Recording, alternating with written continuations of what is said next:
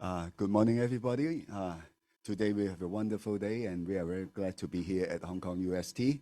So this is the second of the Policy Dialogue Series 2023 and 2024, jointly organized by the Academy of Hong Kong Studies at the Education University of Hong Kong, Department of Social Sciences and Policy Studies, Education University of Hong Kong, as well as the Public Policy Program at Hong Kong UST.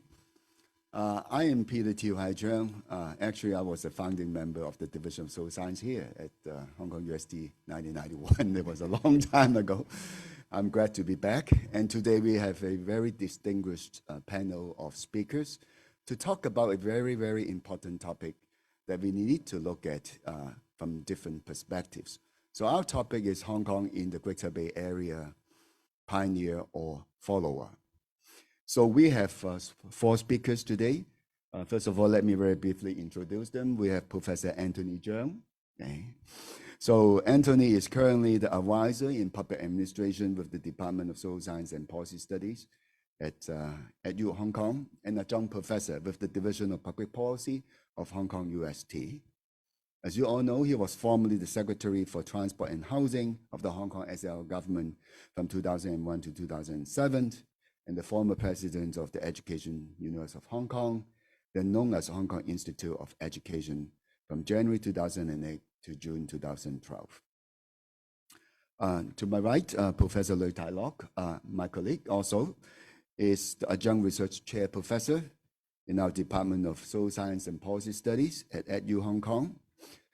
From 2016 to 2021, he was VP Research and Development of Education University, and he's currently with our department. Professor Wu Xun, who is taking part in this seminar via Zoom, is currently in Guangzhou. He is a professor at the Innovation Policy and Entrepreneurship Trust at the Society Hub of Hong Kong UST Guangzhou. So he will join us in a minute. And also to our right, Professor Heiwai Tang, Tang Heiwai Gaosao, is Victor and William Fung Professor in Economics, Director of the Asia Global Institute, and the Associate Dean for External Relations of the Business School at the University of Hong Kong. So we are very glad to have all of them to talk about Hong Kong in GBA. So may I invite Anthony to speak first? Thank you.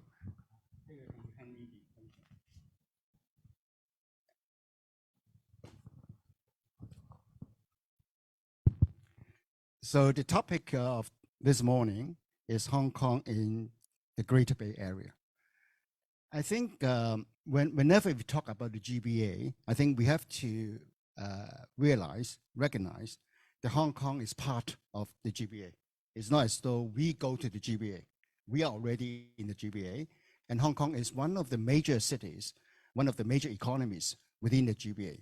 So the question before us, the way I look at it is, are we in Hong Kong, are we an active player of the GBA? Are we sort of trying to take the lead in certain areas, or we just wait and see and follow the others? I think that is a very important choice, so to speak, for Hong Kong. It's not functioning. It's on. Oh, okay, thank you. Okay, let's take a look at the GBA. It's a huge area, and it used to be known as the Pearl River Delta region some years ago. And it's a large population, over 70 million. And according to the figure in 2018, the total economic volume was somewhat like 1.6 trillion US dollars. So a huge economy, one of the fastest growing regions of China. And for the GBA itself is sort of 9+2, two special administrative regions, Hong Kong, Macau, and then the other cities in Guangdong. And it all started more than a decade ago with Guangdong making the proposal that this area should be given the status of a free trade zone of China. At that time, Shanghai was the first free trade zone. And eventually, after some discussions. The Bay Area idea was mooted, and then eventually the National Development and Reform Commission produced this plan. And I think for those of you who have not read the plan itself, the outline plan, I would urge you to do so, because we say the devil is in the detail.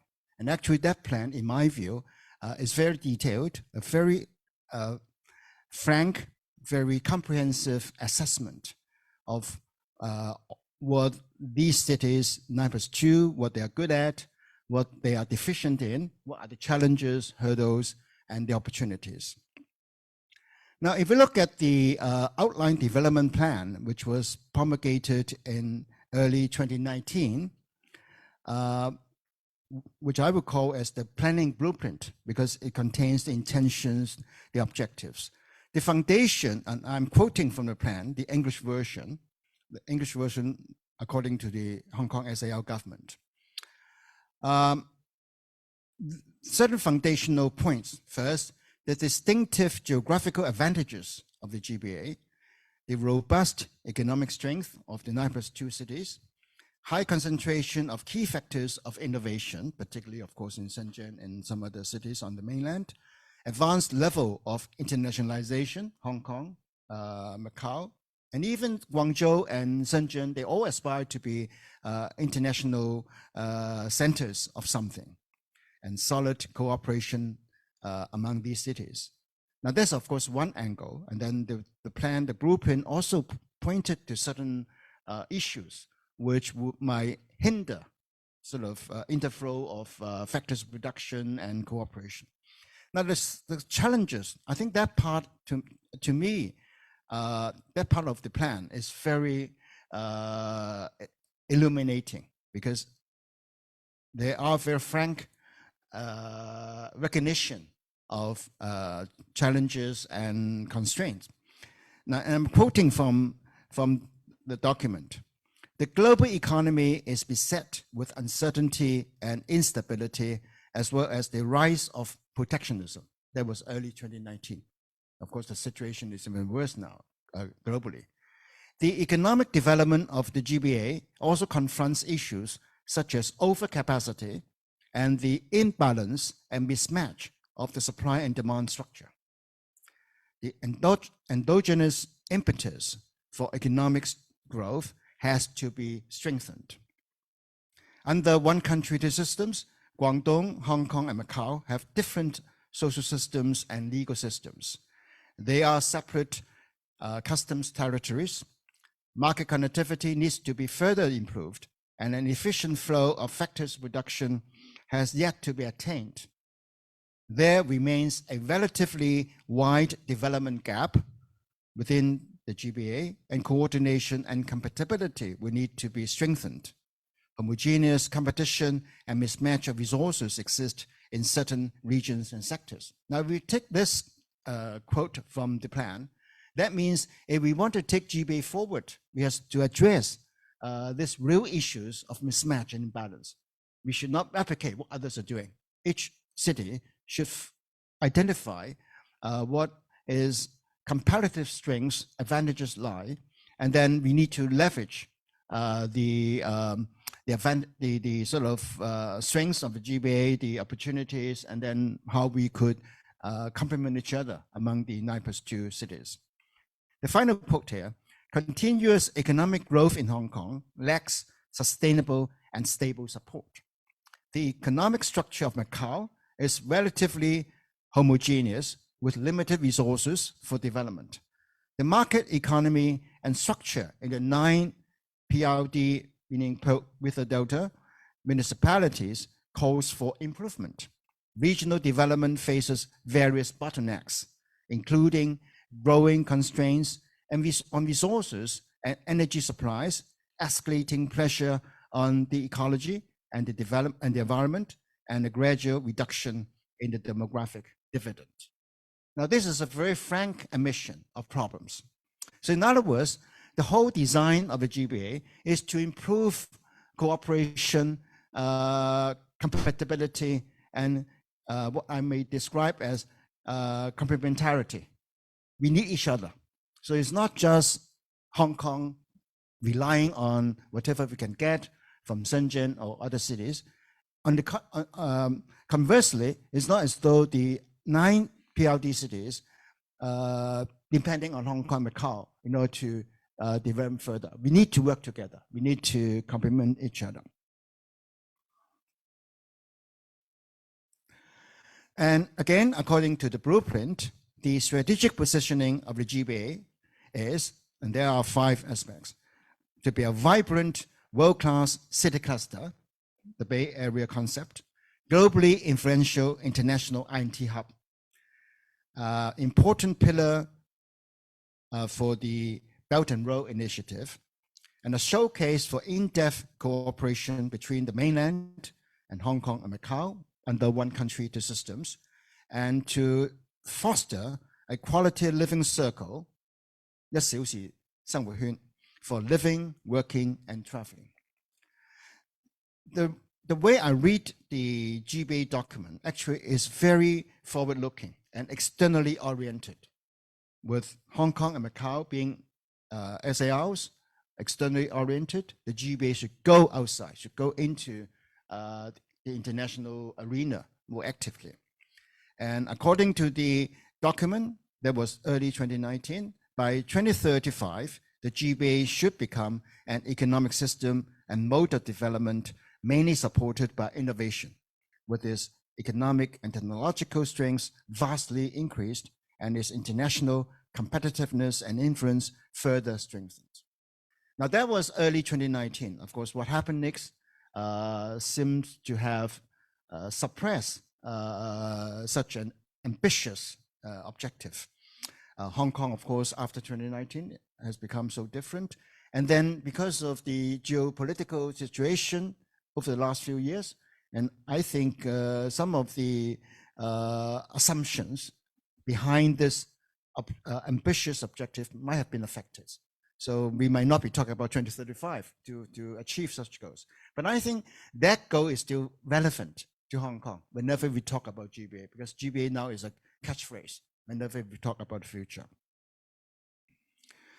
Now, if you look at how Hong Kong can leverage the GBA, of course, positively we'll say the GBA can serve both Hong Kong's needs and national aspirations. That's where cooperation, complementarity come in. By being active, taking advantage of the GBA, it could facilitate Hong Kong's 3rd economic transformation since the post-war era. At the moment, Hong Kong is being caught in a new dilemma of growth as the main economy has took off in the new millennium very rapidly. So the question is Hong Kong still relevant to the nation, to China as before? How could we take advantage of GBA in order to contribute further, in order to be more impactful, and of course to be relevant to China's further rise?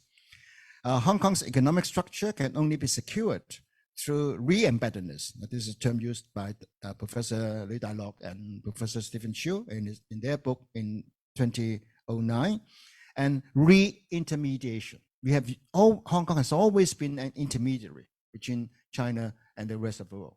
So, but the context, the historical context has changed, the geopolitical context has changed. So we might be talking about redefining what that intermediate role is. So within an expanding Chinese economy as China's global city and competitive advantage. So over the last few years, we've been talking more about I&T. So what is meant by Hong Kong being another international center of innovation and technology? Will Hong Kong in GBA be stronger, provide a stronger platform for Hong Kong's further development and re-intermediation? And most people will agree that the government should play a more proactive role. What do we mean by that? Where to intervene? How to intervene? Is government able to intervene effectively? I think that's the challenge. For China as a whole, the way I observe it, from this century, 21st century onwards, because China is such a huge country. So China has been more going into coordinated regional development. Various regions probably having their own sort of defined roles within the nation. So the different major regions, the Pearl River Delta, Yangtze River Delta, Western Development, the old Northeast industrial bases, and then the Central Region, Jing-Jin-Qi, Beijing, Tianjin, and so on, and then the GBA now. But such regional development has been facing problems, such as unbalanced economic growth between the southern and northern parts, greater gaps, still great gaps in innovation capacity among regions, and difficulties in ensuring equitable access to basic public services. And then the slow growth of blue economy.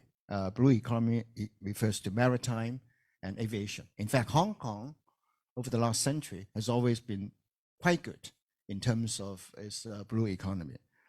And then the recent COVID challenge, and then geopolitics. So all these are new challenges that the nation is facing.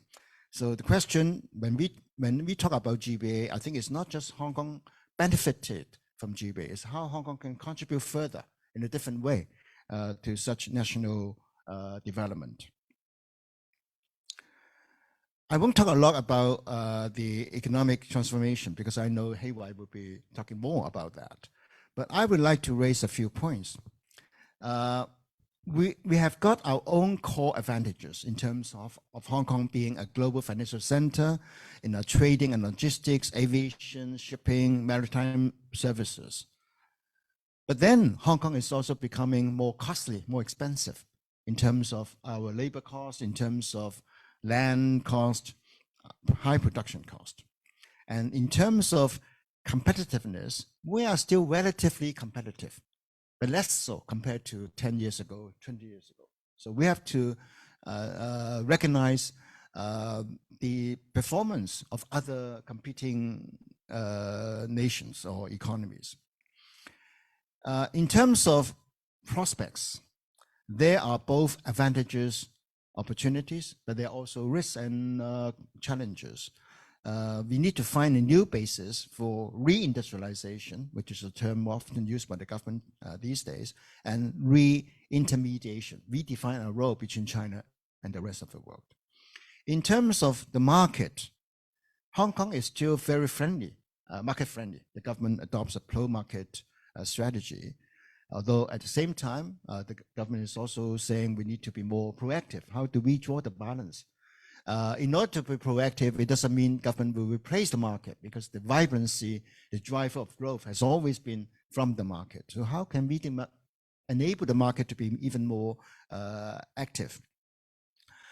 The impact of global geopolitics, which is really affecting Hong Kong adversely over the last few years. So how can we steer a new way in this environment, climate of vicious geopolitics? Although just a few days ago, President Xi Jinping's meeting with President Joe Biden in San Francisco, I think that seems to be indicative of some change.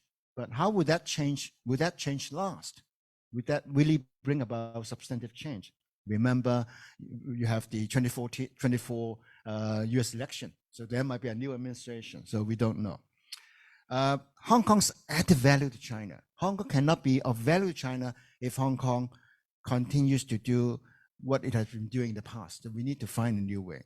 And 國家所需，香港所長. That is the proposal, that is the urge from the late former Premier, Li Keqiang.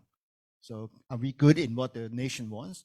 And if what Hong Kong is very good at in those areas that the nation somehow doesn't need, so Hong Kong will not be relevant. So we need to really define and reflect on ourselves and define ourselves. And we need to be forthcoming. We need to be an outlier and adventurer. This is where I put it. 敢為天下先.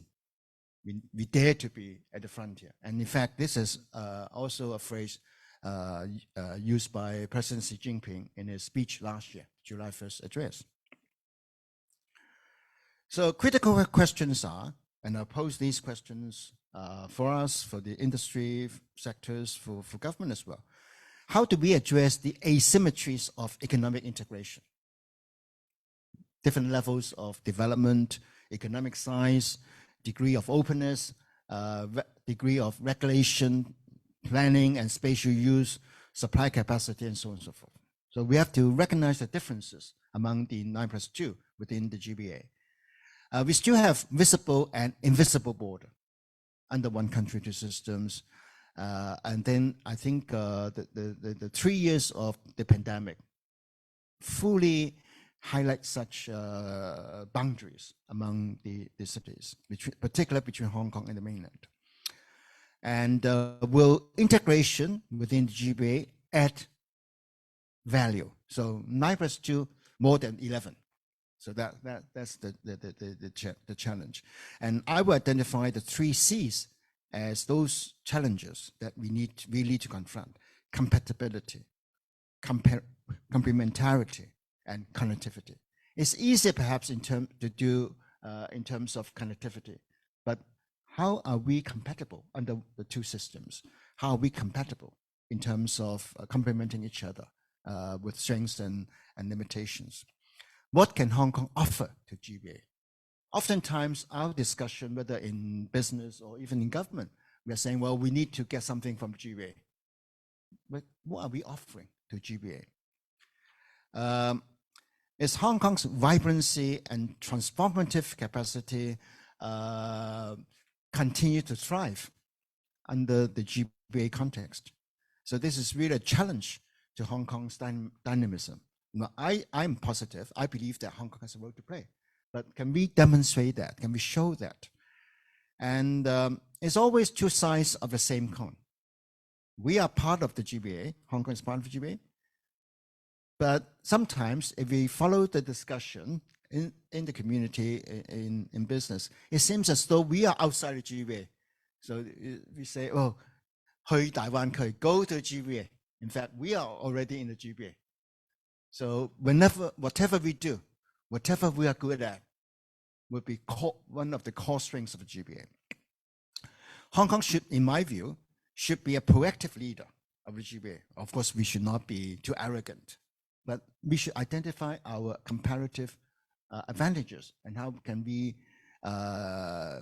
take these advantages further with the help of the whole GBA context. Or are we just a passive observer, follower, and then we just follow whatever paths that the others are defining?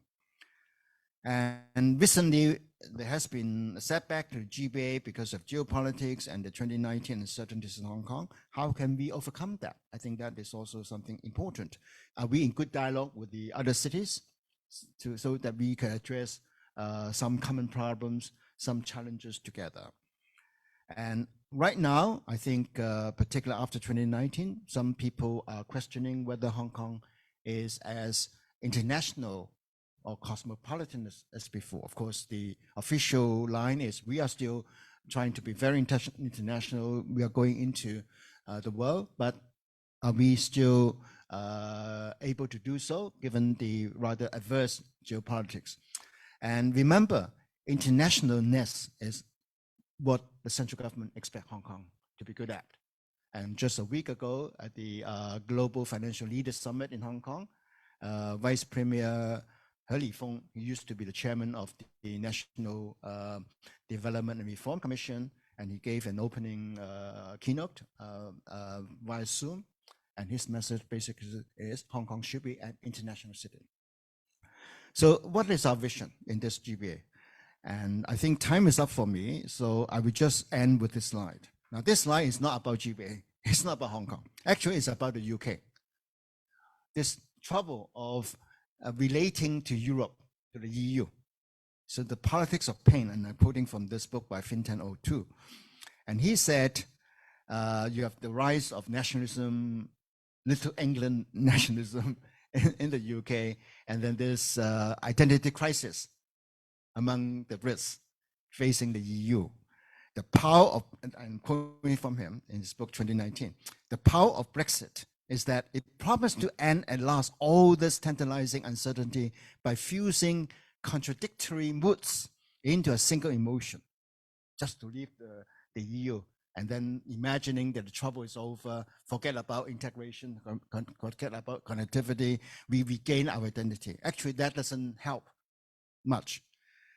So according to Fintan 02, his promise is at heart a liberation not from Europe, but from the torment of an eternally unresolved conflict between superiority and inferiority. Complex, it's not a strange complex.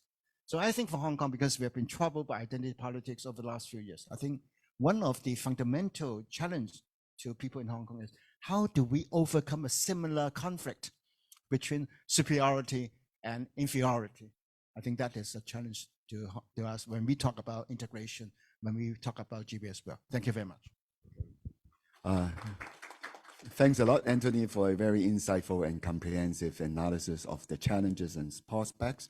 So may I now invite Professor Heiwai Tang to talk about the economy of Hong Kong and the challenges it faces. Thank you so much for having me here. I was supposed to discuss the future of Hong Kong in the first session, but because of a conflict, I became the second speaker, the speaker for the second session. So I have some background slides, perhaps a bit more general about the past and the future of Hong Kong, and then I will get to the discussions on GBA as soon as possible. I was told that I only have 15 minutes, but then Professor Lui said I can take 5 more minutes from his part because he only has 6 slides. I have 41 slides, but I feel uncomfortable to spend too much time talking, and I want to interact with you in person or online. So what I would like to do is just to give you some basic summary about what we have gone through in Hong Kong in terms of its economy. I'm an economist. I cannot talk too much about politics because of my professional training is more on data, on empirical analysis. But if I don't talk about geopolitics, I'm so irrelevant because today all the economic decisions by governments and all the business decisions by companies would have to naturally incorporate what's going on outside of Hong Kong, outside of China, and everyone is doing the same.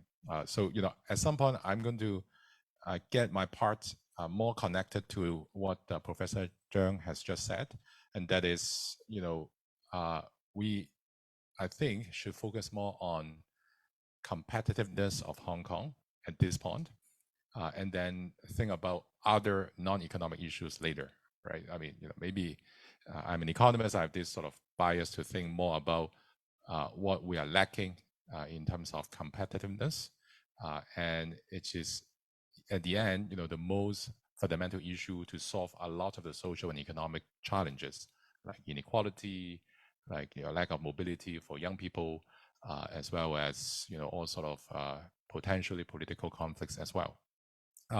As Professor Cheung has said, Hong Kong needs a third economic transformation. It should have had that many years ago. I'm going to tell you why we didn't have that for various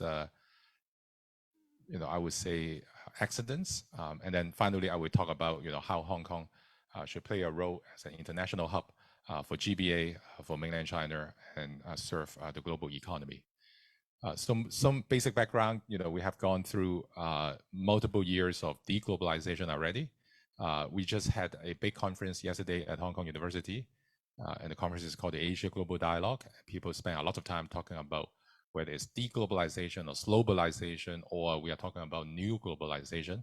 I mean, I'm not going to debate on the terminologies, but the kind of globalization we have today is very different from what we had before 2008. So this graph basically shows you the share of global exports to global GDP has been declining since 2008. The global GDP is still rising, meaning it doesn't mean that global export is declining, but the speed or the growth rate of global exports is lower than the growth of global GDP. But this is not the first time that the world experienced deglobalization. If we look at the period between the First and the Second World War, there was also a massive decline in exports. Obviously, countries are putting barriers against each other, and they become a lot more protectionist when there are interstate conflicts. And we are getting back sort of to that era again. There's a famous economist, Danny Quah, who is now the dean of the Lee Kuan Yew School of Public Policy at the National University of Singapore. And he got really famous as a sort of geopolitical expert by basically showing this picture. And that is, where is the gravity, the center of gravity of the global economy? It used to be centered in the Atlantic Ocean because there's a lot of investment and trade across the Atlantic Ocean between Europe and the US. And now there are a lot more economic exchanges between China and Europe, China and the Middle East, and even China and Africa.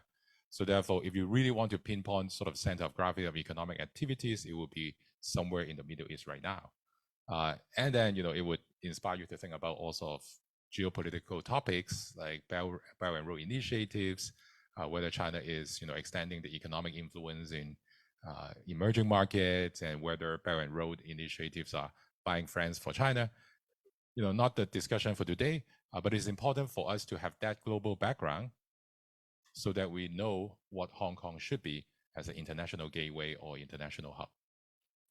So let me remind you that Hong Kong has gone through at least 5 decades of the so-called non-interventional or non-interventionist policy.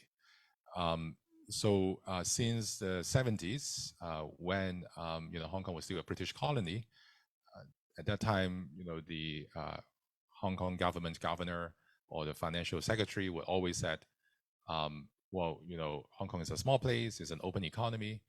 It doesn't make sense for the government to intervene too much. It doesn't make sense for it to have industrial policy. So the so-called positive non-interventionism was introduced by Financial Secretary Holden Cave, but it has been misinterpreted by a lot of people afterwards. So a famous economist, Edward Chan, has told me multiple times that if you translated positive non-interventionism into Chinese, it would become 積極不干預, right? 積極不干預. But Chinese is such a deep language that, at some point, and he forgot when, probably around 2000, some Hong Kong officials add an adverb to the term to make it 積極地不干預. So 積極地不干預. So it is completely different from what Professor Edward Chan understood as the British positive non-interventionism. But anyhow, since the 70s, basically all the financial secretaries in Hong Kong have been following more or less that economic policy philosophy and try not to intervene and try not to talk about industrial policies. But this is not the first time the Hong Kong government is talking about economic transformation or economic diversity. At least in my memory, there were at least 2 moments, and I think Professor Liu and Professor Zhang had participated in some of these projects. So there was a moment in the 70s when the British colonial government said, well, the Hong Kong economy needs to be more diversified, needs to be more specialized in advanced manufacturing and things like that. And fast forward to 1996, 1 year before the handover of Hong Kong back to China, there was another debate between these 2 crowds. And I would say this is a debate between MIT, Massachusetts Institute of Technology, and Hong Kong University. So at that time, there were a lot of sort of business leaders in Hong Kong sponsoring policy research, and they were hedging, right? It's basically the same group of people. On one side, they invited 8 professors from MIT to study the policy, the necessary economic policy for Hong Kong, so that after 97, the Hong Kong economy would remain vibrant and competitive. On the other hand, they thought, well, these are all Americans. Should we trust them to have the basic knowledge about Hong Kong, despite their very good academic achievements? So they hedged by inviting 3 professors from Hong Kong University to write a book on the right, on the left, sorry, which is called the Hong Kong Advantage. So let me tell you sort of the basic summary, or at least my interpretation of the conclusions of the two books. So the Hong Kong book, Hong Kong Advantage, basically has one main recommendation. I mean, the book is 300-page long, and I probably offend the authors by summarizing in one point, but basically it's one point, and that is the Hong Kong government doesn't know how good it was. It should focus on telling a better story of Hong Kong. The same thing that the Hong Kong government doing today is like Cheung Hong Kong. We have to tell a better story about Hong Kong. But the book written by the 8 MIT professors, and to be honest, the billionaires in Hong Kong spend a lot more money to sponsor the research by the MIT professors. So they have to come up with more than one point. And I can say I read 6 points from reading a 300-page book with 9 chapters. So I'm not going to read it out to you, but it's very similar similar as what Secretary Dong Xun has told you in the blueprint published by the Bureau of Innovation and Industry of the Hong Kong government today. So it needs to enhance its innovative capability. It has to enhance Hong Kong's industrial workforce.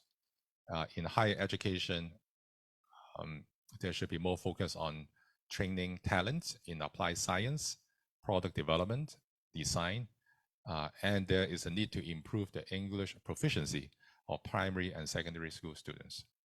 The third point is to strengthen public institutions for protecting intellectual property rights. Remember, in the 8 regional or international centers expected by the central government of China, one of the 8 centers is intellectual property trading hub. So coincidentally, the MIT professors in 1996 already thought, Hong Kong has a role, has the competitive advantage to be an IP hub, right? Not just to protect local IPs, but to protect international IPs and allow companies to trade IP in Hong Kong. Fourth, Hong Kong, according to the MIT professors, should encourage the establishment of new technology-based enterprises. And remember, they made this recommendation before Science Park was even established.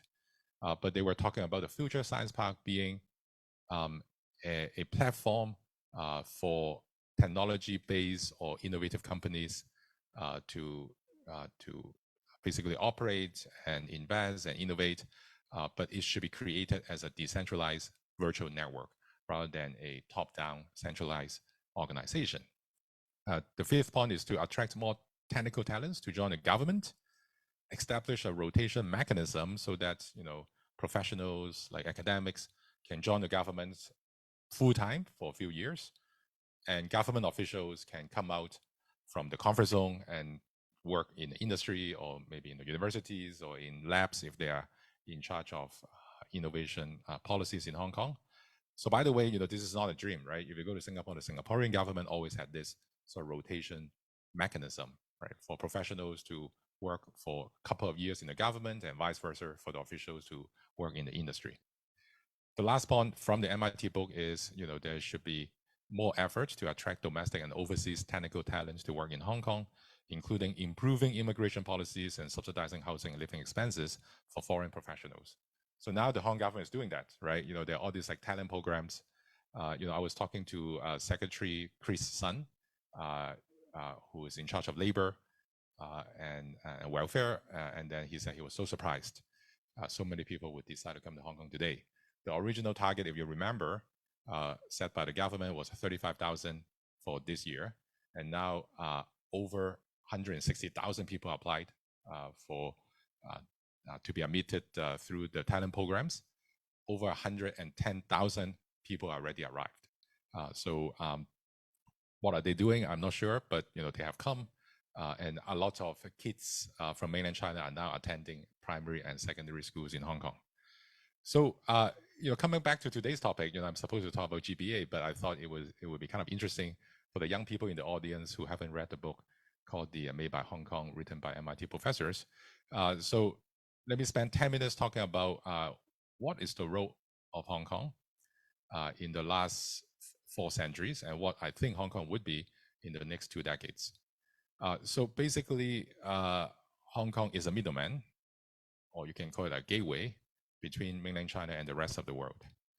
And the functions of Hong Kong would depend on what's going on in China and also in the rest of the world. To be honest, at least in terms of its economy, it's not too related to what is happening inside Hong Kong. But of course, if you live here, you will be affected by, all these sort of international events, and therefore how Hong Kong is sort of adapting itself to these international changes. So for example, from 1949 up to 1978, when China opened up due to Deng Xiaoping liberalization policy, Hong Kong has been enjoying, I would say, the dividends of no reform or little reform in mainland China. What does it mean, right? If you want to buy and sell things in China, you are either a state-owned enterprise, or if you're a foreign firm, then you find a way to do it in Hong Kong. Maybe there's some smuggling into mainland China. If you're a Chinese company, you wanted to export, it's not that easy because exports were regulated. So there were a lot of trading companies in Hong Kong helping some Chinese companies to export to foreign countries. Since 1978, Hong Kong has become an intermediary for China's foreign trade, both import and export. Since 1992, Hong Kong has become a hub to attract foreign direct investment from abroad for the companies who want to invest in mainland China. After 2008, the global financial crisis, there was a lot of sort of demand within China to send money out, right? Companies in China want to invest abroad. The government wants to use Hong Kong as a hub to invest in the Belt and Road countries. Many billionaires also want to, deposit their money in Hong Kong or save and invest in Hong Kong. So, Hong Kong has become China's going out, part of China's going out strategies. All right. So, this is just a summary about, how Hong Kong has been changing in response to what the Chinese government is doing and what is going on in the world. So remember the first graph that I show you, we are in a world with global sort of economic fragmentation, right? International trade becomes a lot more fragmented or regionalized. So, how should Hong Kong play the role as an international hub or as an international financial center? So I don't have to remind you that Hong Kong doesn't have much industrial capacity today. If you look at the share of GDP, manufacturing only contributes around 1% of Hong Kong's GDP compared to 17% at the beginning of the 90s and even higher in the 80s. So, I would say Hong Kong is an economy that experienced the fastest deindustrialization. I could not find another country or economy that had faster deindustrialization. Is there a problem? Well, I would argue that yes, because Hong Kong has relied a lot on finance or the so-called four pillar industries. And these four pillar industries have been contributing around 60% of Hong Kong's GDP, around 44% of Hong Kong's employment, but the shares have been declining with the exception of finance. But I used to think that finance would continue to grow, not anymore, given how much has happened in the geopolitical environment. The U.S. companies may not find it to be the right time to invest in China or in Hong Kong. But luckily, as Professor Cheung just said, right, the meeting between President Xi and President Biden may change the sentiment and the environment a little bit. But in general, if we become just only the financial center but nothing else, I think it will be not healthy, and it would not make Hong Kong as a resilient and adaptive economy. So in terms of other centers like trade, the cargo port in Cheung used to be ranked #1 in 2000 in terms of the trading volume. Now is ranked #9. So of course you can say, well, we should not only looking at we should not be only looking at quantities. We should also look at the value added. So I've done some research using Hong Kong customs data. In 2000, every $1 exported from mainland China through Hong Kong to the rest of the world, Hong Kong will be able to generate around 50% value added. So $1 in, $1.5 out for each re-export. But up to now, the markup or the value added contribution is only around 20%. Well, there are many reasons why this is the case. I'm not going to get into the details, but you can say, well, Hong Kong is losing competitiveness in the trading center, right? There are other ports in Guangdong, in Yantian, and in Guangzhou. There are other ports outside of China, right? Like those in Singapore and South Korea. So we are not as competitive as those because they have been investing a lot in technologies and automation. In addition to that, what is the role of Hong Kong? In 2000, there has been quite a lot of rubber stamping, right? Products exported from China may not be considered as safe or high quality. After they went through Hong Kong, the goods will be considered as made by Hong Kong or made in Hong Kong. But now, the value of made in or made by Hong Kong, to be honest, may not be as valuable as before, or in a good ways, think about the image of Chinese products or Chinese companies, is certainly higher than 20 years ago. So what are the macro challenges? Very quickly, we have a phenomena which is called the hollowing out of the middle class. So if you categorize occupations into three groups: high income groups, low income groups, and middle income groups, the middle income group is losing employment shares, is also experiencing declining wage growth. So I had a debate with Professor Francis Lui many years ago here at UST. 12 years ago, he disagreed that there is an M-shaped society, or the so-called hollowing out of the middle class. But now I'm able to convince him that we are like Japan 15 years ago. We had this M-shaped society, or that the middle class is suffering. Our population is aging. We are facing a lot of economic headwinds: high housing prices, de-intermediation, overdependence on finance, limited cross-border labor mobility. We have very good scientific research, but somehow we are lack of commercialization of those research into actual commercialized activities or products.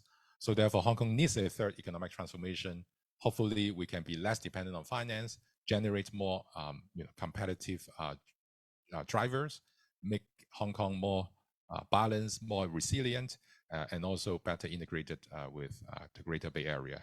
So what is the third economic transformation? Well, it's basically more diversified and make Hong Kong to be a bit more industrialized and a bit more innovative and a bit more integrated with the Greater Bay Area. And on the fourth point, we need to play a new role as an international hub. So in Hong Kong, and I grew up in Hong Kong, the first half of my life was under the British colonial rule, and the second half, I spent a lot of time in the United States, and I came back in 2019. And I always think that people in my generation, or maybe older generation, when they talked about internationalization, the image is how likely that we can still do business with North America, with Europe, and how attractive Hong Kong is to the Caucasians, right? People from Europe and the US. And if we cannot do that, then we are not international. I think this mindset needs to be changed, right? The world is much bigger than the US plus Europe, right? The world has the Middle East, Southeast Asia, Latin America, Africa, many other places. So I know I'm running out of time, but I think we need to change the mindset about internationalization and also about what free market is, right? So, I spent almost 20 years in the US, and I'm so surprised that, the US government is no longer talking about Washington Consensus, and they talk about new Washington Consensus, which is essentially industrial policies. But Hong Kong seems to be the last place, at least up to 2022, that the government is still talking about free market, non-interventionism, and also small government, big market. So that has to be changed. And Professor Lui is here. He wrote a book with a Chinese title called Gam Gai. And then, in one of the chapters I read very closely, and that is people are afraid of changes in Hong Kong. And part of it is related to what Deng Xiaoping said about Hong Kong. No change for 50 years. But I think when he said it, he meant no change in terms of quality of life, the way we live for 50 years. He didn't mean that the inputs, the institutions need to remain unchanged for 50 years. But somehow it was, again, misinterpreted like, non-interventionism. Third, economic transformation needs talents. we are short of the relevant talent, but I'm never worried about the lack of talent because universities in Hong Kong are great in training new and young talent, and Hong Kong remains to be a good place to attract a lot of foreign talent. So it is not so much about labor supply or talent supply, it is more about labor demand, right? So now we have 110,000 mainland Chinese young talents coming to Hong Kong. And I actually know some of them, right? They used to work for Heiwai, Tencent, BYD. They came to Hong Kong, they wanted to do the same job as they did in Shenzhen, but they couldn't find them because there's no industry here. There's no high-tech industrial companies here yet. I mean, there are a lot of high-tech happening within universities, but not in the economy. So therefore, the third economic transformation also needs re-industrialization, which is called new industrialization right now. So I'm glad that the Hong Kong government started talking about some KPIs for re-industrialization. But when I talked to Secretary Sun, the Secretary for Innovation and Industry, he said, oh, no, those are not KPIs. Don't put words into my mouth. Those are called visions. But doesn't matter whether they're visions or KPIs. Now they're talking about 5% of Hong Kong GDP to be manufacturing, and 2.5% of GDP should be from R&D. So I'm supposed to talk about GBA, but glad that Professor Zhang already said a lot about the GBA. Just some numbers in my last minute. First, Guangdong is the youngest province in China. It is the most export-oriented province with the highest growth rate in the last 5 years.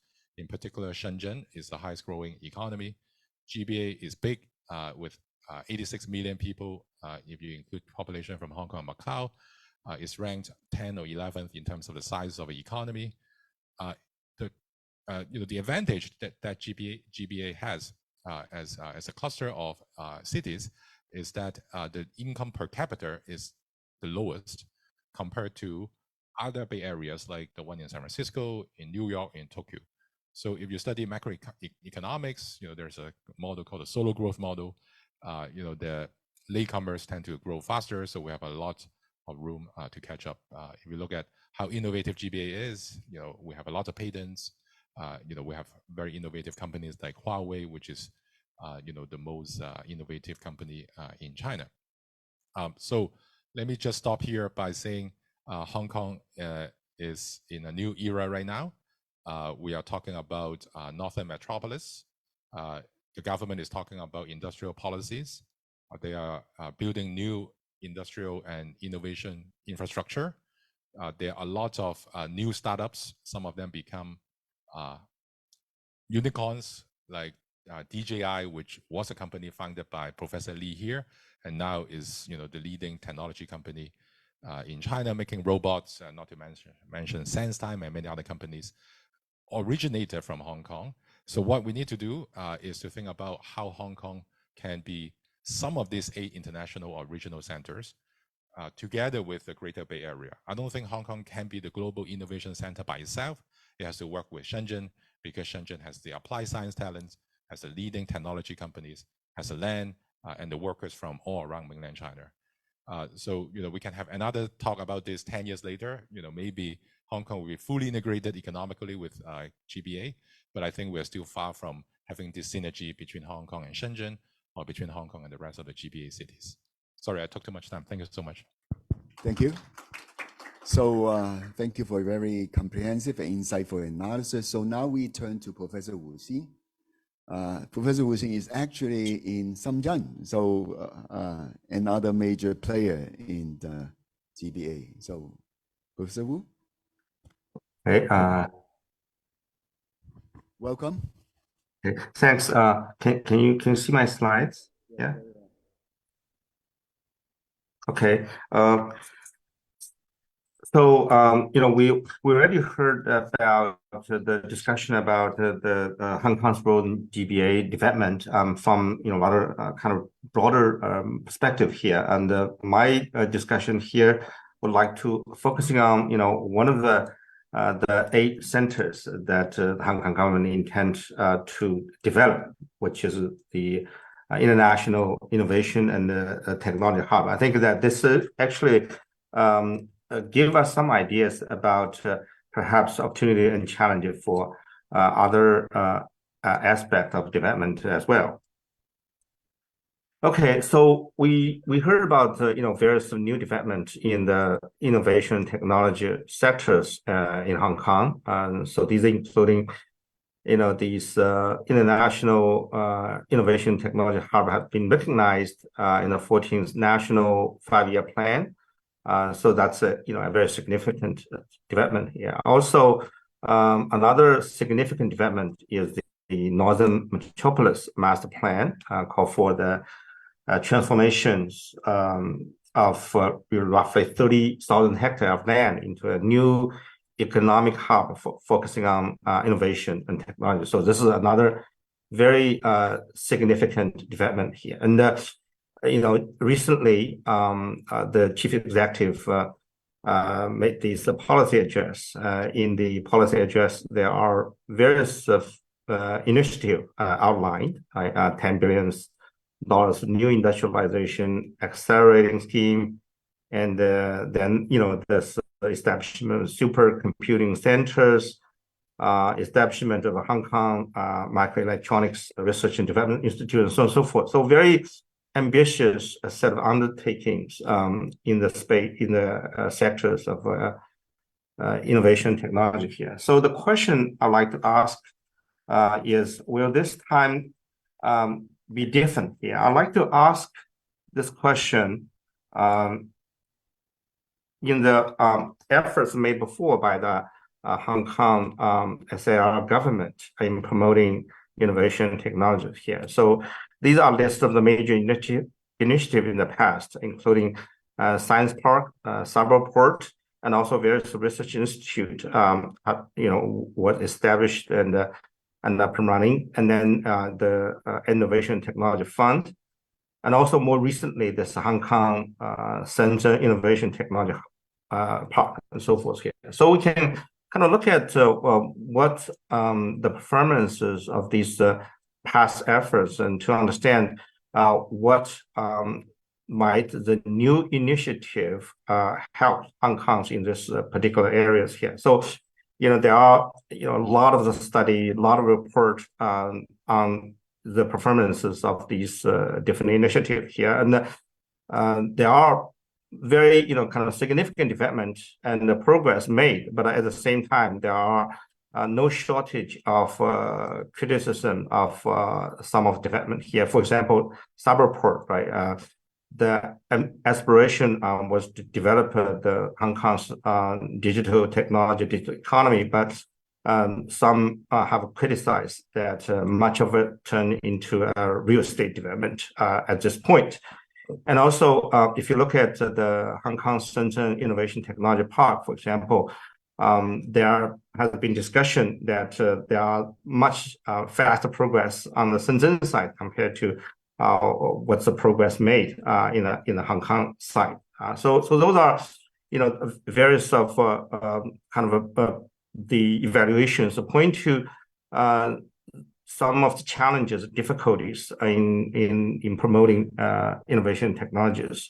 So I'd like to also give you a few kind of statistical comparisons to really for us to better frame ourselves in terms of understand what might be the potentially the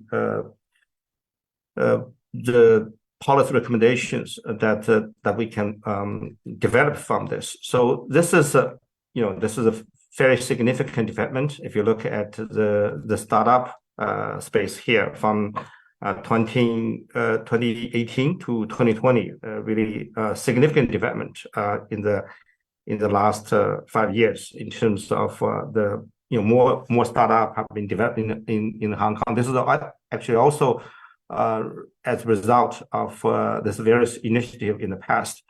And also Professor Tang earlier also talked about the unicorn in Hong Kong. Indeed, there are actually quite substantial number of unicorn have emerged in Hong Kong compared to before, right? So this is as of this year, this is the number of unicorn in Hong Kong, Guangzhou, and Shenzhen. I think this is actually the point to very promising development in terms of technology and the innovation space.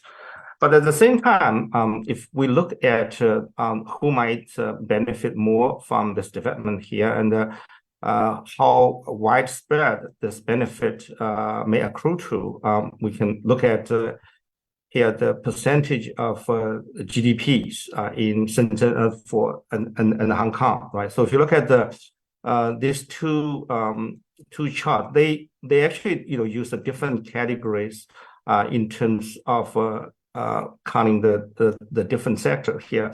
But I guess you get some ideas about relative percentage of the high-tech areas in the GDP in respective city here. In Shenzhen, the high-tech account for 34% of overall GDP. But if you look at on the right-hand side, this is the share of GDP in Hong Kong by industry.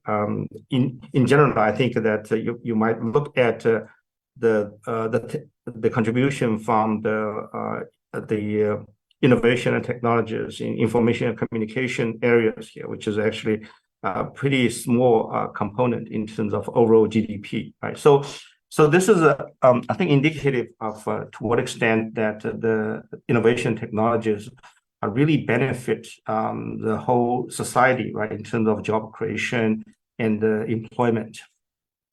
And also, if you look at the comparison, right, with Singapore, this story can be more telling. In one measure, for example, by the kind of a fintech startup, right, in Hong Kong, only 35 Hong Kong fintech startups receive venture or private capital from 2016 to 2019. Compared to 87 in Singapore, right? This is a space like Hong Kong actually have a significant advantages in terms of a fintech here. And also, if you look at the presence of the regional headquarters of multinational technology companies, Hong Kong is also far behind Singapore, right? Here, Hong Kong has 18% in comparison to 59% in Singapore, right? And also, this difference is also quite large in many different indicators. This is a number of R&D personnel per 10,000 person.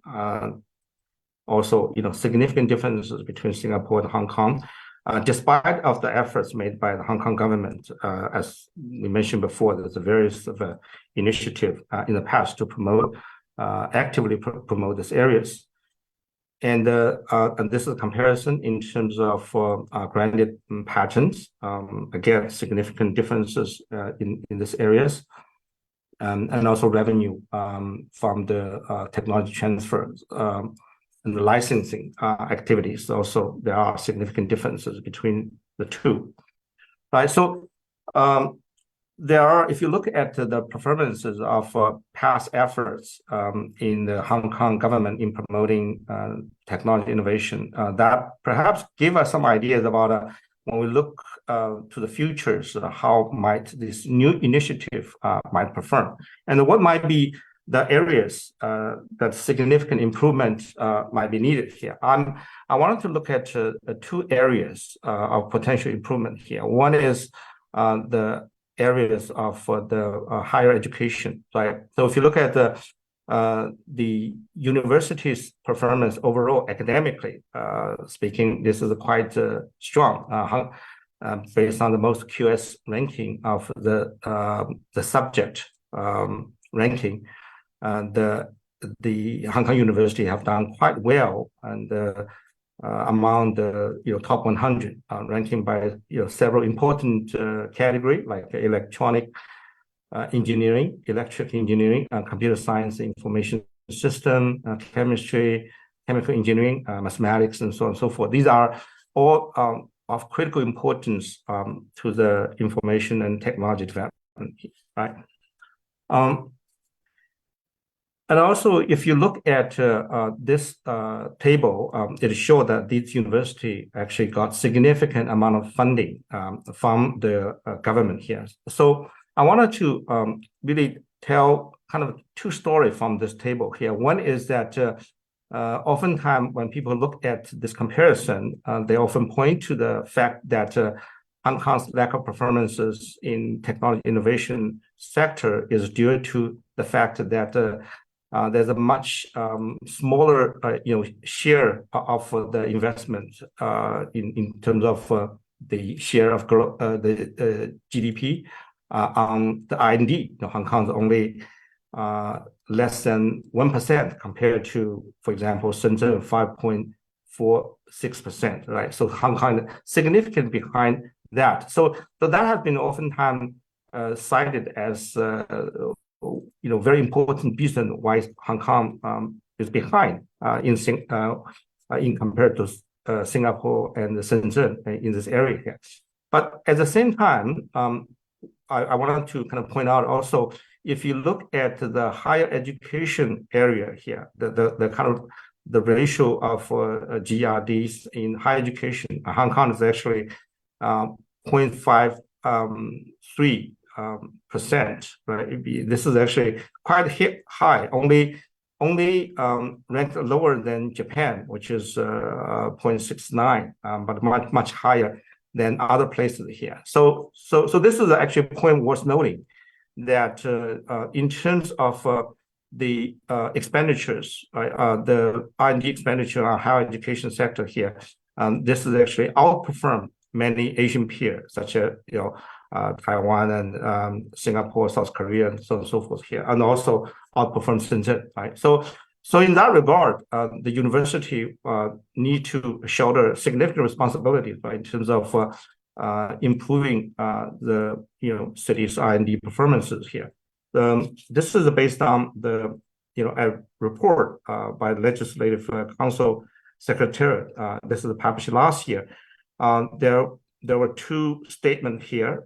One is university policy failed to encourage commercialization of discovery arising from academic research, and the university industry collaboration that's effective of promoting commercialization of research results remain limited here. These are kind of two statements about the general performance of the university. So in this regard, actually, more can be done in the higher education areas here, despite of the fact that the university ranked very well in terms of global ranking here, right? So Professor Anthony and myself, along with other colleagues in different universities in Hong Kong, we actually did a study for the Hong Kong government. This title of the study is Accelerating the Development of a Global Innovation Technology Hub, GBA, and then the role of public research university in Hong Kong. So these are some of the kind of selected recommendations in this report, basically pointed out some of the gaps in terms of university in turning the research into commercialization, or really have a more development in terms of technology transfer efforts here. And then the last recommendation point out to the fact that there are really the lack of the venture capitals for supporting the university-based the technology transfer efforts here. So this is actually these are selected recommendations from this report. I would encourage you to read the entire report if you are interested. So the next aspect, I'd like to focusing on the government, right? Because if you look at the three aspects that are very important for innovation and technology development, one is university, the second is industry, the third is government here. If you look at the industry, at the moment, Hong Kong actually don't have big tech companies headquartered in Hong Kong. So this is still very limited. If you look at also the research, the R&D input from the industry, this is also quite limited here. So I like to focus attention on the government here. So when we talk about the efforts by the government here, I think that the scope would have to be beyond the Hong Kong itself, have to look at the Greater Bay Area in particular. So here, just quickly look at the comparison between the KPI made in the blueprint of the Hong Kong government's technology innovation development in comparison with, for example, this is the KPI made by Shenzhen city government and also Guangzhou government. In general, you can kind of see that it's Hong Kong government is much less ambitious in looking at the kind of future innovation technology development. And also one of the significant shortcoming in terms of the integration of Hong Kong into GBA in terms of technology innovation development. These are 4 aspects: asymmetry in the distribution of benefits, difference in institutional culture and bureaucracy, and the legal and the regulatory discrepancy and the social integration challenges here. I think my time's up. I'm not gonna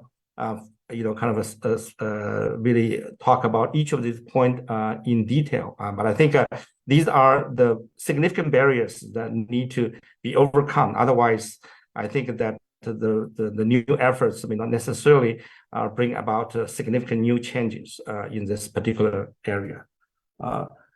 Okay, that'll be it. If we have time, we can actually talk about other points during the Q&A session. Okay, thank you very much, Professor Wu. So definitely we'll come back to you regarding many of the very important issues you have raised. Finally, we have Professor Tai-lok. Okay, thank you, Peter. Okay, I actually only have 7 slides and 4 points to make. So I'm sure that we would have plenty of time for further discussion.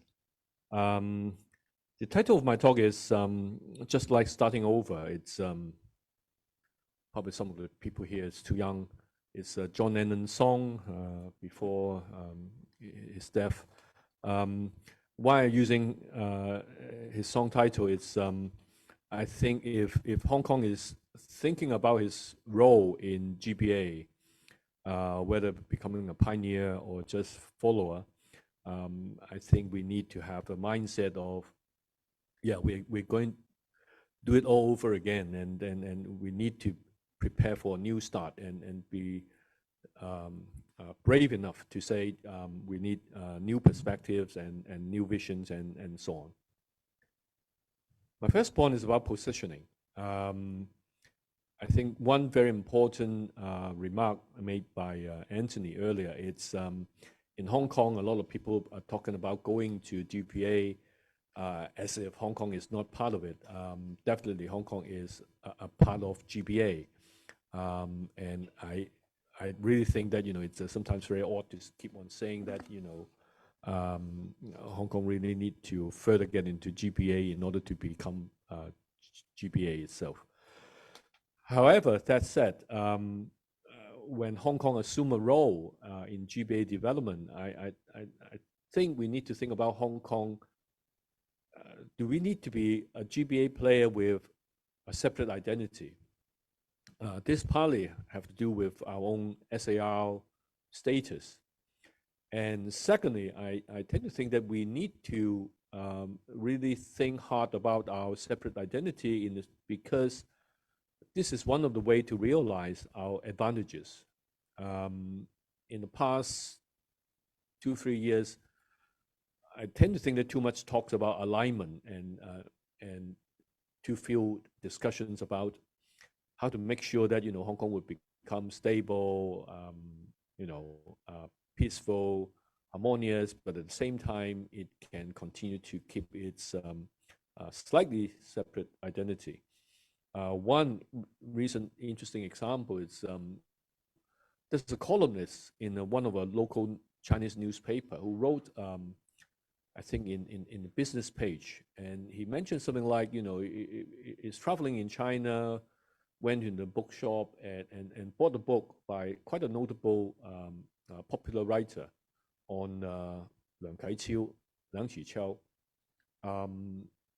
But when he came back to Hong Kong and go around most of the bigger bookshops in Hong Kong, the title was not found.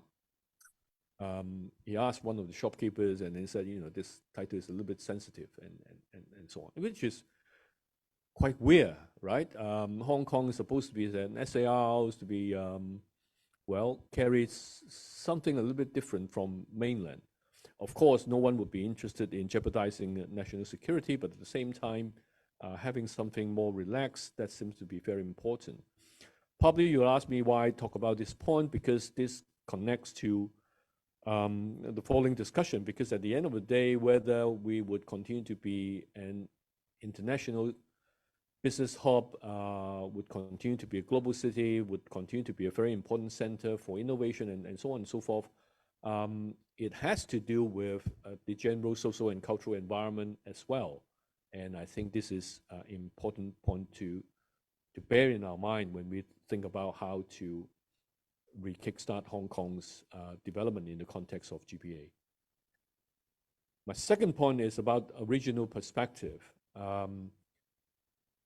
I know about policy discussions in mainland, because whenever I raise this question about GBA, my friends in mainland would tell me that, don't bother with the question about whether this is a well-integrated project, or rather it's just an umbrella term, so that, when you got the policy, then you can do whatever you want when the policy is still valid, that kind of thing. Because 5 years down the road, probably you have another policy, is Greater Bay, that kind of thing. So don't bother with the words and so on. But still, I think it's important for us to conceive how we are contextualized in the regional context. And I would particularly like to highlight two interfaces. One is a point that also made by Anthony. It's about how to serve our neighbors. It's very easy to say that, we are complementary, we are compatible, we are, 2 + 9 is greater than 11, and we are going to have synergy. Hong Kong has common law, blah, blah, blah. We are international, and so on and so forth. But at the end of the day, what exactly is the division of labor? What exactly is the strength and weaknesses? And what are the kind of things that we would be able to help, not just to meet certain kind of demand, but also to lift the capacity of development for the region as a whole? Because at the end of the day, this is supposed to be a regional project. It's not just about individual components benefit from this regional project. It's also about how to ensure that the entire region will be more competitive in the international context. And that is important. And for what purpose, of course, as I said, it's not just about individual components, it's about the region as a whole.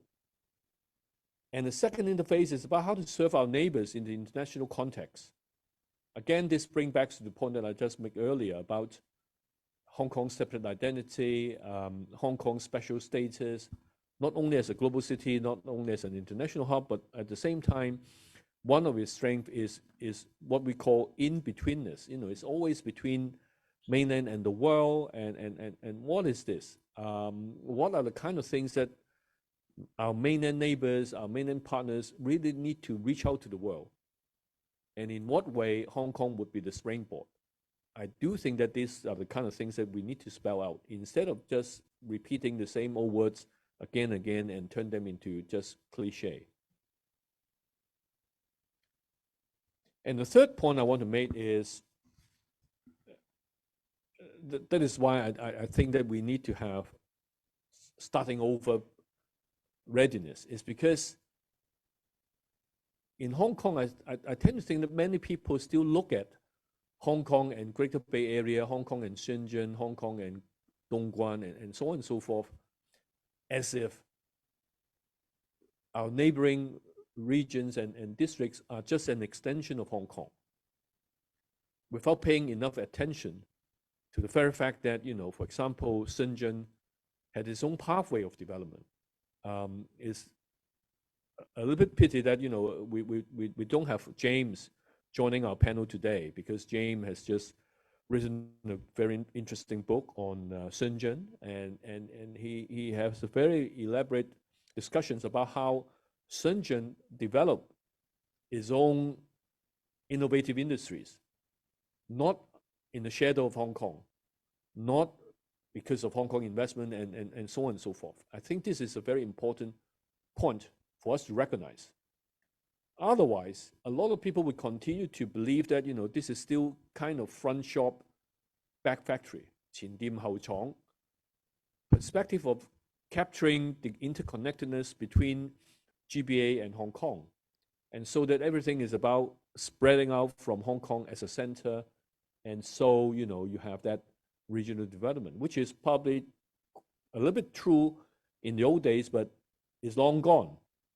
And in fact, in the process, Heiwai just mentioned about, you know, Hong Kong's industrialization. I just want to put a footnote to his discussion is that when Stephen Cheung and I, joining with Casey Ho, wrote a book on city-states in the global economy, talking about industrial restructuring in the mid-1990s, comparing Hong Kong and Singapore. And Stephen's and my conclusion was that Hong Kong's manufacturing failed to upgrade its technology in the context of relocation. I still remember that we were laughed by a lot of people saying that, you know, again, you don't know how good Hong Kong is. And the very fact that, you know, we don't really need that kind of thing, you know, we are happy to leave it to the mainland to do it. And we just focus on the high value added services and finance, and that will be all right. Forget about the past, but look at the present context. Don't continue to think that, you know, GBA is just the hinterland and Hong Kong is the catchment area. And so we are going to benefit from all the resources, everything that you can imagine, which is no longer the case. And in fact, I think now we do have a new challenge in front of us is how are we going to look at the socio-spatial connection between Hong Kong and GBA? Shenzhen has developed its own character, its own economic basis, its own pathways, and so on and so forth. So you are not just talking about, okay, we open the border, we open the doors, and so as a result, you know, Shenzhen would be reconnected with Hong Kong, and Hong Kong would be the natural center, and so on. Why do big corporations in Shenzhen need to use Hong Kong as the front? And when you think about R&D, again, you know, why not they move the R&D center to Dongguan instead of coming to Hong Kong? All these kind of questions we need to think about. And with Shenzhen between Hong Kong and many parts of the Greater Bay Area, it also poses some kind of geographical challenge to us. How are you going to jump over Shenzhen if you want to tighten connection with other parts of GBA? How are you going to do it? I don't think that you can repeat the same word and say we are complementary, we are compatible, and with Hong Kong being between East and West, with Hong Kong being international, with common law, definitely everything got to flow to Hong Kong, which I think is not quite true anymore. So the third point I want to make is, yes, GBA is no longer just an hinterland, an extension, and we need to re-examine how we need to be reconnected with GBA in a new way. And lastly, the global perspective. This probably you find is cheating because I brought the same slide I brought last week. And recently, very interesting, after our last policy dialogue, the SAR government rolled out the idea of headquarter economy. But like what I said last month here, that if you look at the statistics, if you aggregate regional headquarters, regional offices, and local offices, then of course, the number has been growing and quite phenomenal as well. However, if you focus on regional headquarters, which we think would be high value added and so on, then I'm afraid to say that, you know, the number of regional headquarters based in Hong Kong actually dropped from 1,530 in 2018 to in 2022 is 1,411. So it's been dropping. So it's fine for SL government to say that now we want to do headquarter economy because we need to catch up again. That would be good. But my worry is that, you know, it's very easy for us to just throw the idea and saying that, you know, we have been headquarters for a lot of corporations for a long, long time and so on. So we just continue. We are not just continuing. We are going to go back and reboots it. And like Wu Xun had just mentioned, a lot of the innovative big corporations are based in Singapore instead of Hong Kong. So how Hong Kong is going to attract them to come over, that would be an important thing to do. And at the same time, when we look at international corporations and regional headquarters, this is a kind of pie chart for 1991 that was way long time ago, of course. And the number of regional headquarters at that time is only 600. Of course, nothing comparable with what we have now in terms of absolute numbers. But I just want to show you that, at that time, of course, Hong Kong, when we talk about international, is very much of Anglo-Saxon, US, UK focused. So you can see that 43% of these regional headquarters are actually having parent companies coming from the US, and another 13% coming from UK. So more than half of them UK, US. That's the story. And I want to echo here with Heiwai's point that he just made before his conclusion is, now Hong Kong talk about internationalization. Of course, we don't need to just focus on US or UK. There's a bigger world outside. And this is the new challenge that we really need to take up. ASEAN countries, Belt and Road countries, and so on and so forth. But having said that, I would like to put down a footnote by saying that, okay, if you look at 2022, you notice that actually mainland China now has the largest part of it. 251 of these regional headquarters of companies coming from mainland China. 240 from USA. So the China's share is bigger. But the more important point I want to make is, if you look at 2018, not look at the major stakeholders, but look at those countries with only 8 regional headquarters in Hong Kong, say Korea, or Austria, or Taiwan, or Canada, Australia, and compare it with 2022. Of course, if you look at Korea, we increased from 8 to 17. If you just want to calculate the percentage, this is very impressive. But having said that, 17 is still a very small number. And still, you find, compare 2018 to 2022, we don't find a lot of Belt and Road countries here. And when we talk about that's a bigger world, the point I want to make is we need to work a lot harder in order to make sure that we would have a new internationalization process. Otherwise, we are still, trying to comfort ourselves and thinking that, we are still international enough.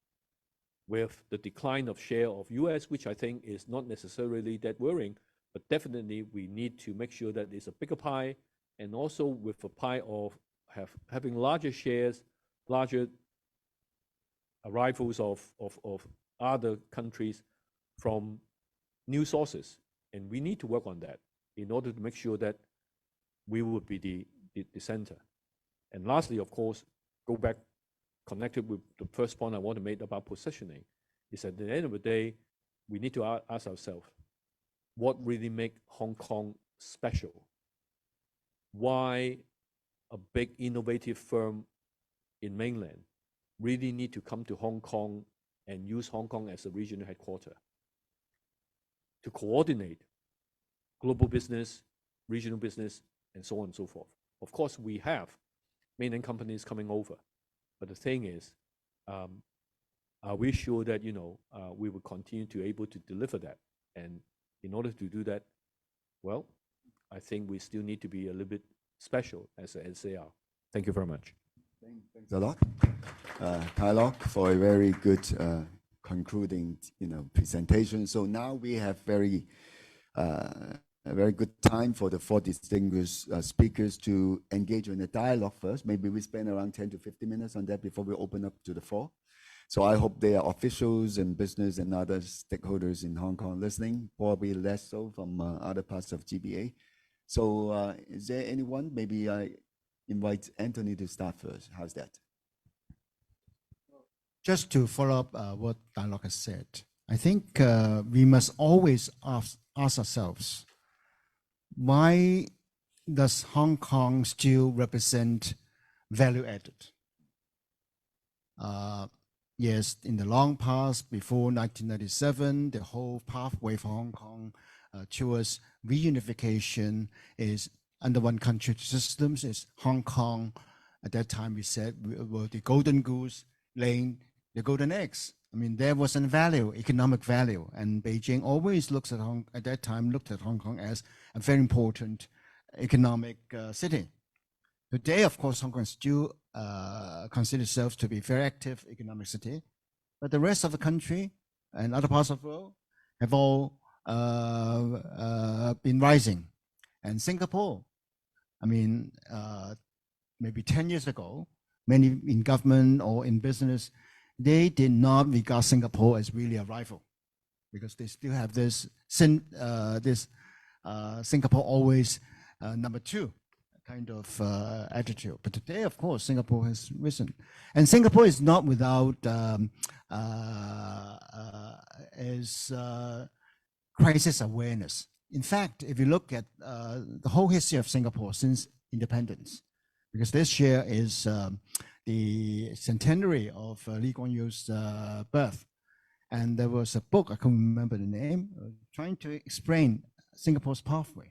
And one of the key considerations is because since Lee Kuan Yew's time, Singapore's always tried to survive in the region. It's a bit like Israel.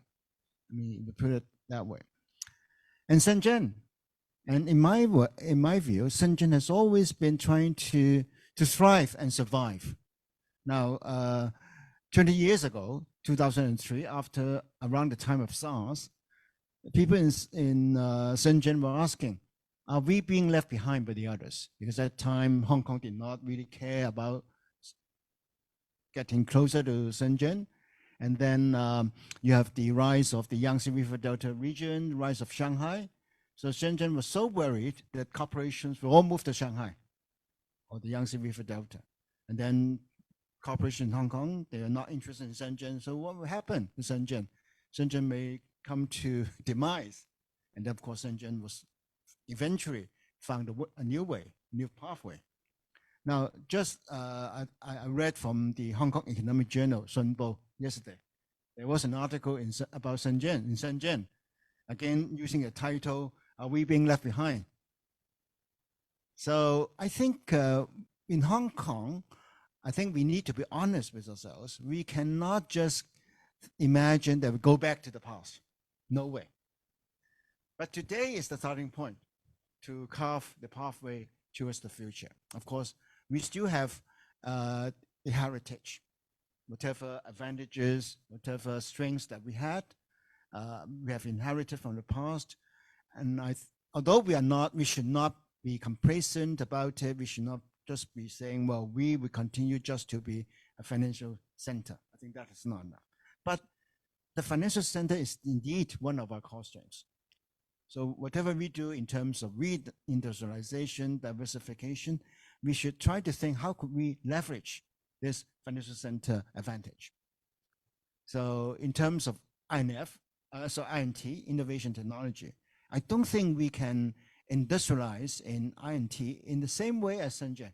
We've passed that, and we don't have enough land, but we do have talent in research, maybe, but not necessarily in terms of enterprises. So if we are to collaborate with Shenzhen, I mean, just an example of GBA collaboration, well, what can Hong Kong offer? If we can offer nothing, in addition to what Shenzhen is offering, we don't have a value.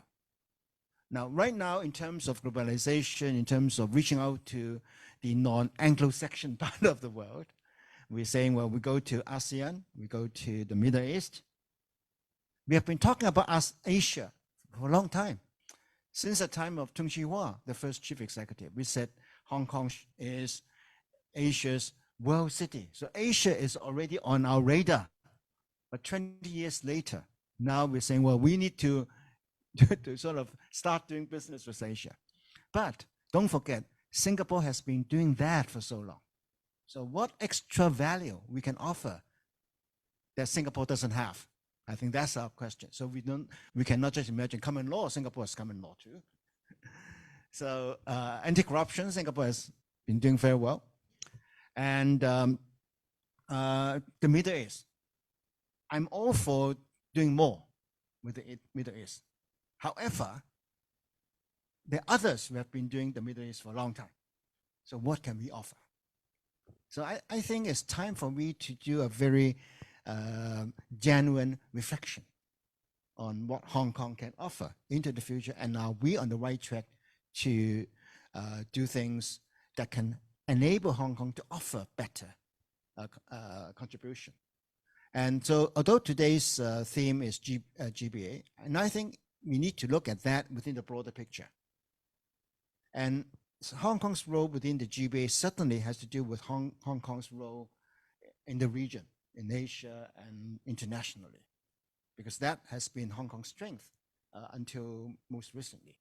And given the present geopolitics in which there's this increasing tension between the West, US in particular, and China, and I don't think that tension will disappear just because of the summit meeting a few days ago. Now, I think using Dialogue's term, in-betweenness, in a way, Hong Kong has this in-between role between the West or other parts of the world and China. And I mentioned the West, not because I think we should only look at the West, but then by and large, other parts of the world have better relations with China compared to the West. So if we want to contribute, maybe that is something we should not forget, because that's also part of the heritage of Hong Kong. Thank you, Anthony. So, Heiwai, do you want to respond to the discussion so far? I learned so much from the presentations by the other three experts, and I just want to say two things. One about the role of Hong Kong in GBA. When we think about industrialization, we may relate that to the old industrialization that we used to have in the 80s in Hong Kong. In today's world, industrialization should be more interpreted as sort of supply chain management with multiple stages of production. And Hong Kong industrialists or Hong Kong government, when they think about industrial policies, they should think about along each product supply chains, which part can we leverage our competitive advantage on.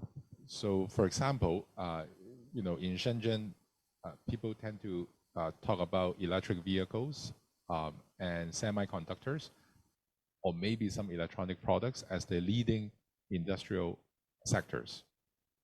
So actually in Hong Kong, we have a lot of experts doing research and design in the upstream of those supply chains.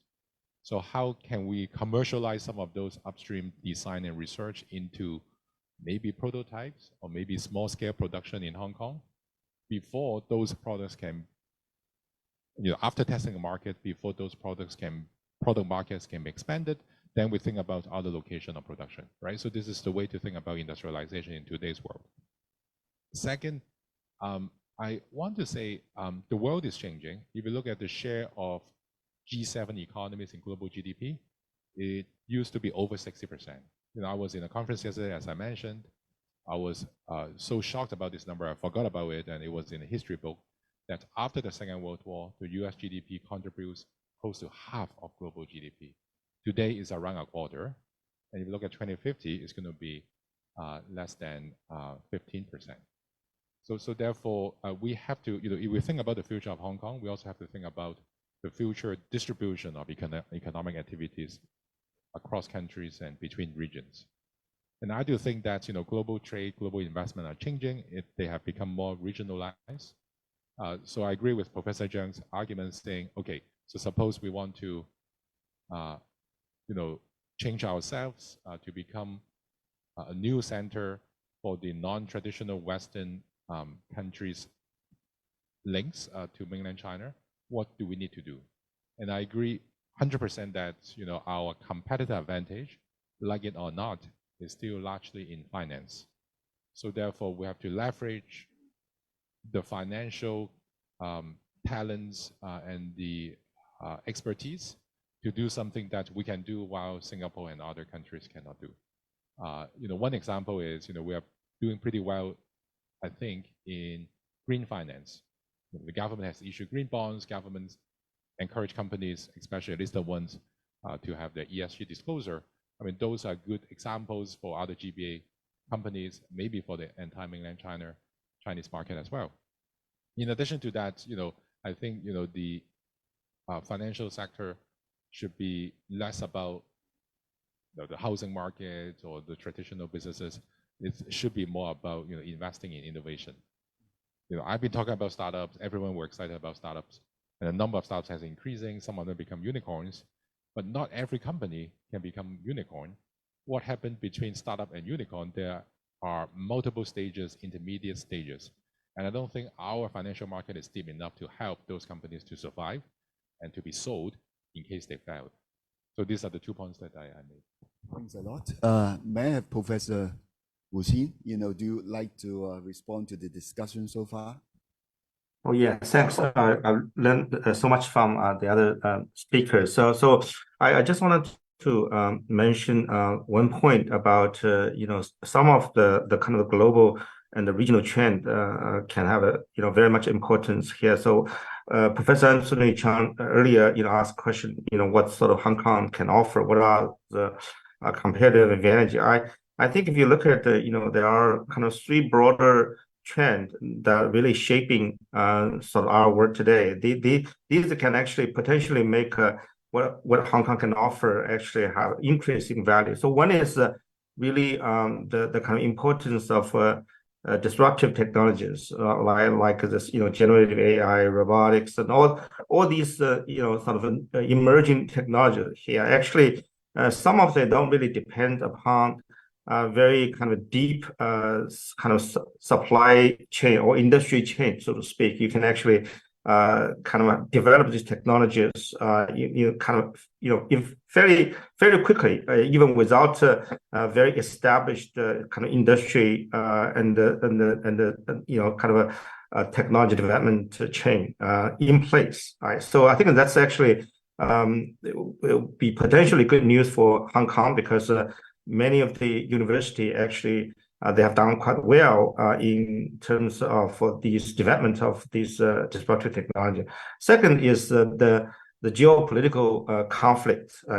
Much of focusing on the competition over technology economic development across a major country in the world. So if you look at from that perspective here, that actually potentially make some of this research capacity in Hong Kong more valuable from the perspective of technology development in the sort of mainland overall, and also national development overall. I think because a lot of the technologies may not necessarily be easily available from other places, then I think Hong Kong can play a more role in terms of the basic research on that perspective here. The third is really the kind of a fierce competition among the different cities in the Greater Bay areas here.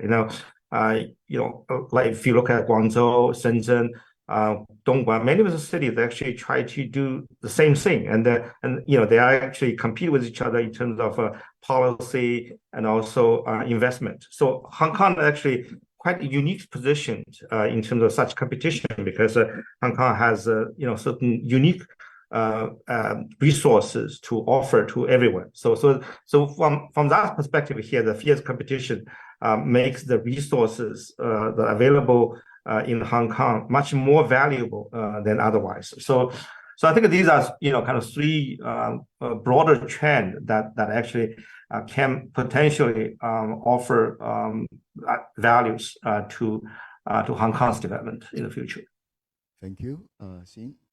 Tai-lok, you want to respond to all the discussion so far? I think more or less all of us are very much on the same page.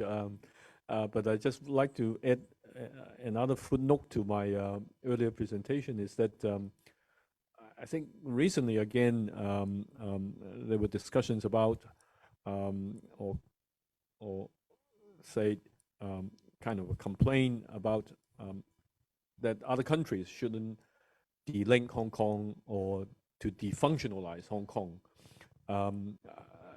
I think that's one way you look at it. You know, it is because of this geopolitics and rivalries, and so as a result, in the process of competition and in fact confrontation, Hong Kong has been given less special treatment and so on. That's one way you look at it. But the other side of it is how to ensure that, you know, Hong Kong would still be the sort of place that people would say, okay, if I'm going to find a location for regional headquarters, that would be connect with mainland China, and also perhaps, you know, with connection with mainland China to go to the world. In what way Hong Kong will still be the most comfortable choice as a regional headquarters? I think this is a question that Hong Kong really need to think very hard, because like what I said, I probably a lot of people would think that it was a bad joke, but I tend to think that it was a very serious matter. When you can find supposedly a sensitive book in mainland bookstore, but not finding it in Hong Kong, it tells quite a bit of things about the change of mood and atmosphere here, which is not conducive for being a global city. And we need to, you know, make sure that after maintaining all these requirements of national security and so on and so forth, still Hong Kong should have a kind of environment that would make, you know, international investment, not necessarily coming from US or Europe, but, you know, from Middle East, from ASEAN countries, all people from all parts of the world would feel comfortable to come here, to live here, to work here, and to find it, you know, an easy place to operate the business, connecting with, you know, free flow of information and so on and so forth. I think this sounds like very much old school, you know, we talk about this probably 30 years ago, but I think these are still very important ingredients of making Hong Kong an international business hub. Okay, thank you very much. So now the floor is opened. Actually, I have some questions I want to ask, but I'll leave it to the end. So maybe I invite those participants who have come. So how about this gentleman first? Can you introduce yourself and raise your question? Yeah, sorry, sir. It's okay. Yeah, it's okay. Yeah. Just to ask the question, Yeah. because I need to leave in a hurry. Introduce yourself. Yeah. I'm Ricky Hui. Yeah. I'm the chairman of an international culture and media company, and my main market is in UK and USA. I have three questions I want to ask the speaker here, all from their presentations. And the first one I want to ask is Professor Cheung. Professor, I learned about the Taiwan Kui, and then I use Taiwan Kui from now on. I need to declare my interest. I'm one of the beneficiaries of Taiwan Kui. I have my second room in Guangdong, and you know, the 1 hour city quoted by Lim Jiang is outdated now. I can tell you I live in Yuen Long. I drive to Zhongshan, only use 45 minutes. I drive this morning to this university. I use 15 minutes. Will you mind state the questions? You have many questions. Oh, sorry. Yeah, state the question. And then I just declare my interest because I'm one of the beneficiaries. We can witness the Taiwan Kui is now growing because of the contribution made by Hong Kong people. And the question I want to ask, what in return Taiwan Kui has contributed to Hong Kong? That is my question. So you have. I want to ask. Yeah, because for the sake of time, can you ask the two other questions and then they will answer in turn? Yeah. The second question I want to ask Professor Tang. You're talking about the economy in Hong Kong, and our financial secretary and make it openly that one of the way to raise the standard of the finance and economy and to have Loisui. That's the reason I have built and make a lot of suggestions and action to promote it. But apparently it is failed. So in your view, apart from Loisui, what kind of measures the government can make to promote Hong Kong's economy and to raise the financial situation in Hong Kong? And the third question I want to ask Professor Loy is talking about identity for Hong Kong. I truly agree with you that Hong Kong become one of the most successful cities because we have our identity. I can quote you some of the identity. Can you state the question? Yeah. The because question running is out of that, time. Yeah. sorry. The question is that all the identities have gone. So how Hong Kong still can maintain our identity? So that is my question. So thank you. Thank you very much. So, speakers. Just a quick answer.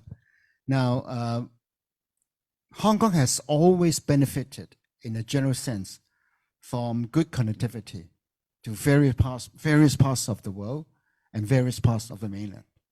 Okay, for the mainland, particularly after reform and opening up of the mainland. And because Hong Kong started off as a market economy, so we believe that the more open we are, the more connected we are, we benefit one way or the other. Of course, it's mutual benefit sometimes. So if you ask me, well, what has Hong Kong benefited from this new GBA configuration? Well, historically, Hong Kong has benefited a lot in terms of interconnectedness with the Delta region. A lot of investors from Hong Kong, they invest in other parts of the PRD and they make good profit, the dividend of the mainland's reform. And of course, through the PRD as a kind of platform, Hong Kong investors, manufacturers, industrialists, they then reached out to other parts of the whole country. So if the GBA is to work according to the blueprint, then it should be 9 + 2 more than 11. It's not just intercity competition, but the whole, the aggregate could benefit. So somehow Hong Kong would benefit. Now, we might lose out in some areas where we are not as competitive as before, but if we got competitive strength, such as finance and other things, in terms of innovation technology, I think we are still very strong in terms of basic research, but we need to partner with other parts of the GBA in order to co-prosper, so to speak. So I think it's difficult to say, well, are we a net gainer or loser? I think it's not as precise as that. But overall, we have been gaining. And now that because of geopolitics, if GBA is to sort of realize what the plan originally aimed at, I think Hong Kong's role is still important. If he can still play a very important in-between role between the mainland and other parts of the world, I think we will still be benefiting the others. So it's not a one-way street. These are all great questions. I want to answer the first question actually, but in the interest of time, I should answer the question that you asked me. That is, I don't think expanding domestic demand in Hong Kong is enough to solve Hong Kong economic challenges simply because we are too small. Then, we turn to, for example, foreign capital or tourists who may come to Hong Kong. And a lot of them have come, in fact, in the last few months after the border is opened up. But I think we have to face a reality that, the level of consumption has declined among the foreign tourists in Hong Kong. And this is not only unique to Hong Kong, right? Because there are also data about other tourist cities like Bangkok and Phuket and different cities in Japan.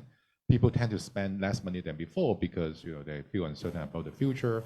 They did lose some money in the past due to COVID, and businesses are not doing great.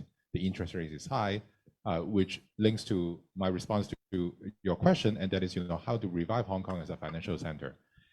I still remain very optimistic that Hong Kong is unique as the international financial center, because we look around the world, there's almost always only one financial center in a continent, right? London in Europe, New York in the US or North America, and then Hong Kong will remain the international financial center in Asia. And people said, well, how about Singapore? Singapore always try to diversify. They now want to do a bit more finance, but if you read very carefully about their documents, they never said they want to be the Asian financial center. So we still have that status. But the question is, in the short run, how do we survive, essentially? Because we are lack of liquidity due to A, high interest rate, B, the US money is not coming at the moment, C, the Chinese economy is not doing great, so there's also not a lot of money flowing to Hong Kong, partly because of uncertainty, partly because of policy restrictions. On A and C, I'm optimistic that the interest rate is going to come down next year, and then there will be relaxation of capital flows from mainland to Hong Kong, and then we have to work on B, and that is how we can remain attractive to foreign, including American capital. And this requires a lot of storytelling, and I don't think the Hong Kong government should go out and tell everyone that how great we are, because every government is going to say how great they are. So what we need to do is tell those people to come to Hong Kong and have dialogues and conversations. Let them see it, right? We remain vibrant. We remain, not as open as Professor Lui wants, but still much more open compared to other mainland Chinese cities. Thank you. That's a short response. Thank you. It's a big question for you. Well, my answer would be very short. Just reread the basic law and have it well digested, and make sure that we make the best use of the space provided by the basic law. And that would be good enough for us to recreate our own special identity. What we have in the basic law, actually, it does allow us to do a lot of things. But nowadays, I think we are preempting ourselves to make the best use of the kind of space made available. And I think that's a challenge. Well, more of our mindset than what's being there in the basic law. Thanks a lot. I think there's a question at the back. Yeah, at the back first. Yeah, at the back first. Yeah, thank you. This gentleman, please introduce yourself briefly and then your question. I'm teaching in the business school. Basically, I got very inspiring presentation from all professors. And I was thinking most of Hong Kong people, except the exchange student, which I have a lot of them in my class, are from Guangdong.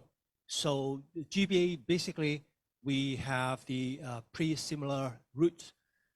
When we read about the lay flat in China, I'm thinking, is there anything Hong Kong can contribute to the GBA as well as to the entire country?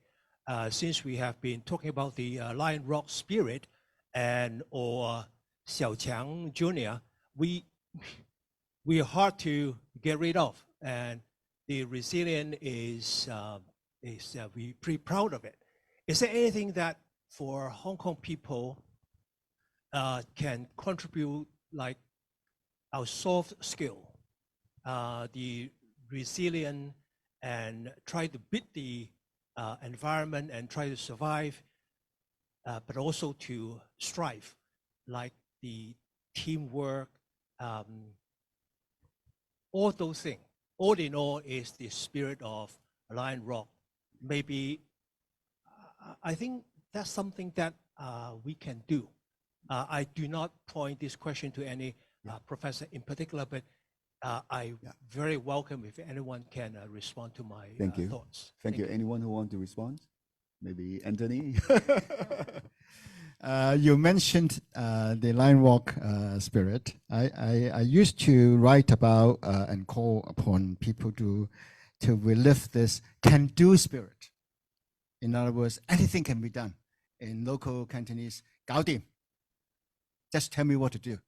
Tell me what you want, and you have it. I think that this used to be the entrepreneurial spirit of Hong Kong people, Hong Kong enterprises, large and small. Now, but because of this can-do spirit, we can be more imaginary. We don't really have any mental boundaries. And it comes to the question of mindset, as what Professor Lui has said earlier. And unfortunately, in the last few years, due to various reasons, we try to confine ourselves. We dare not think, we dare not be daring. And that might be unfortunate. So I think we need to sort of re-establish confidence in ourselves that one of the expectations of the country, the central authorities, is for us to make the best use of the space, institutional space, systemic space provided by the basic law.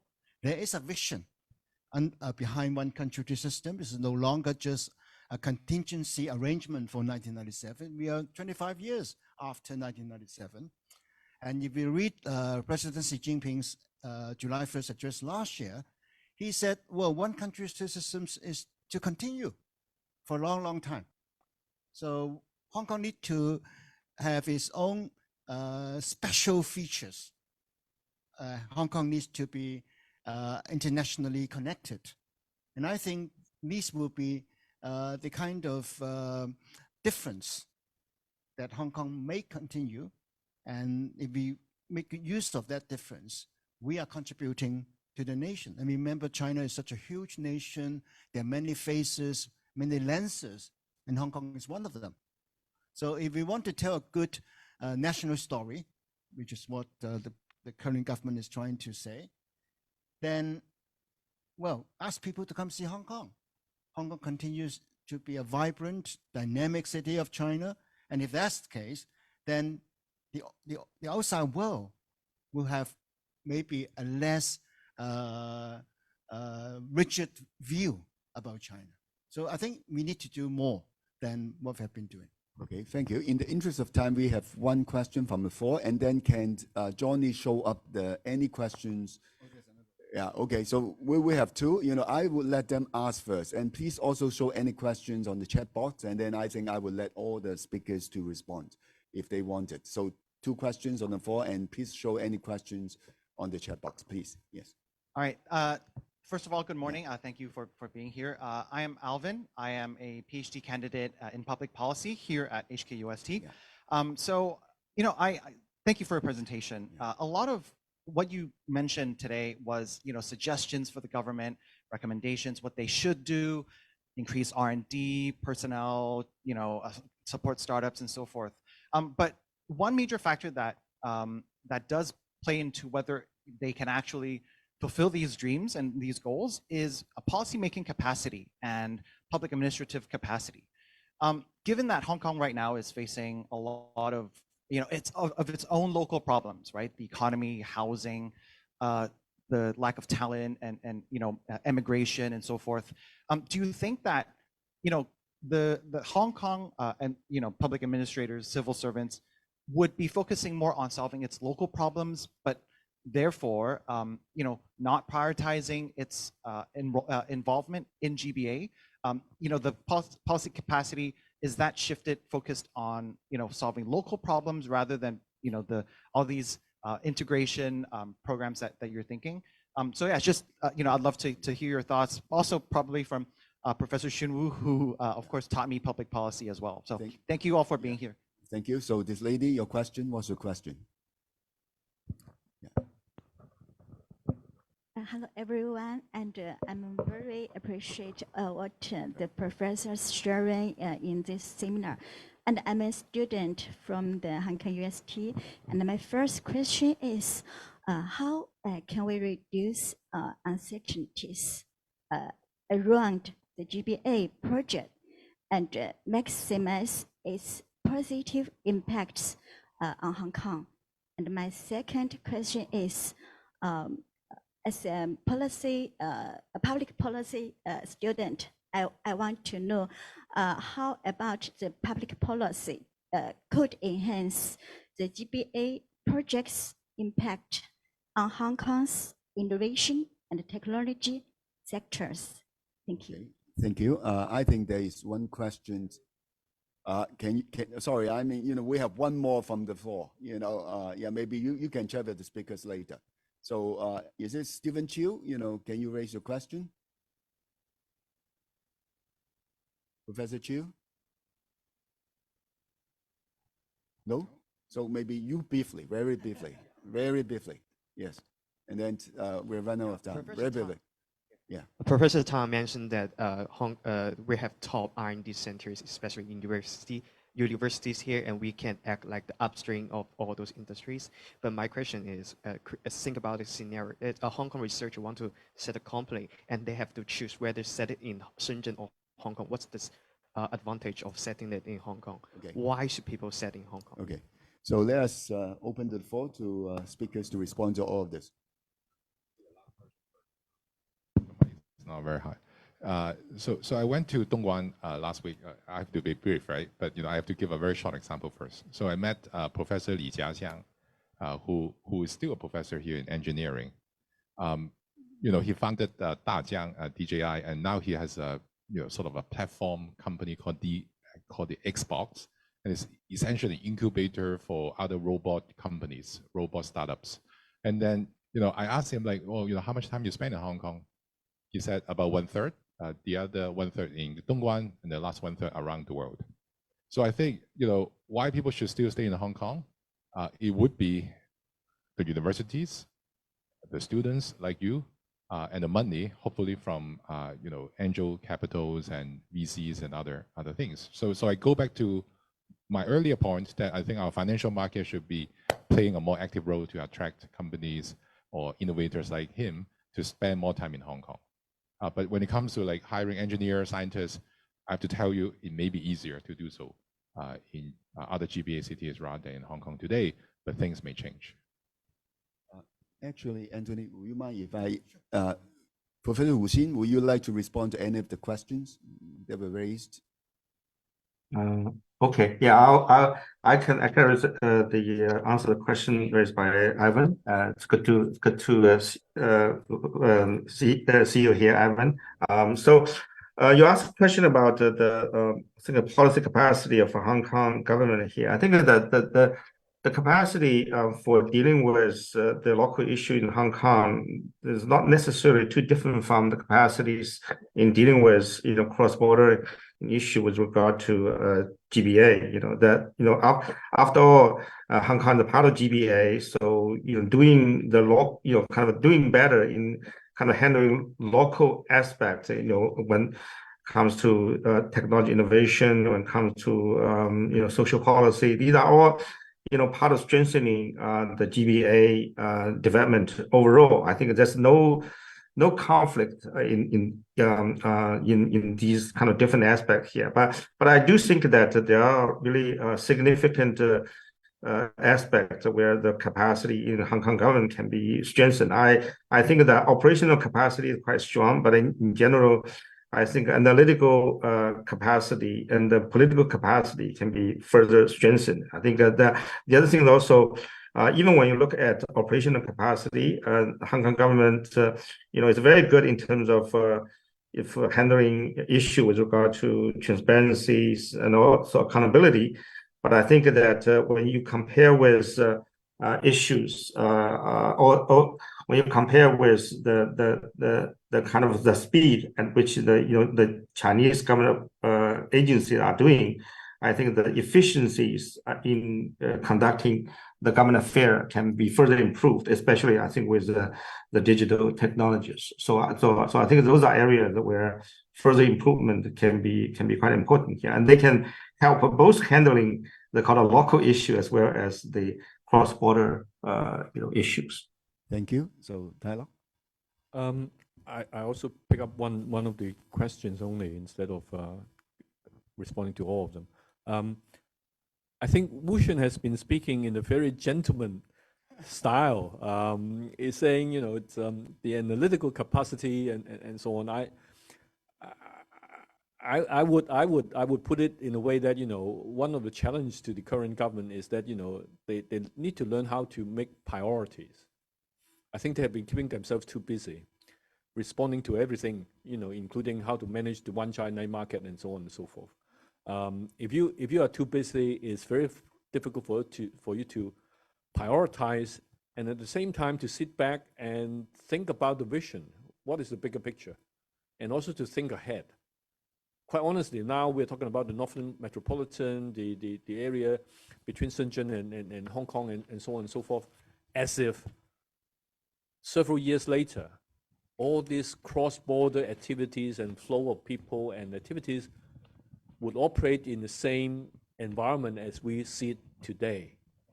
I would probably see that, 5 years down the road, probably we just walk across the border with a machine detecting that we have the ID card, and then they recognize our face, and we don't even need to stop and have our fingerprints printed. And so with that enhanced flows of activities and people, you probably need to conceive Hong Kong space and activities in a new light.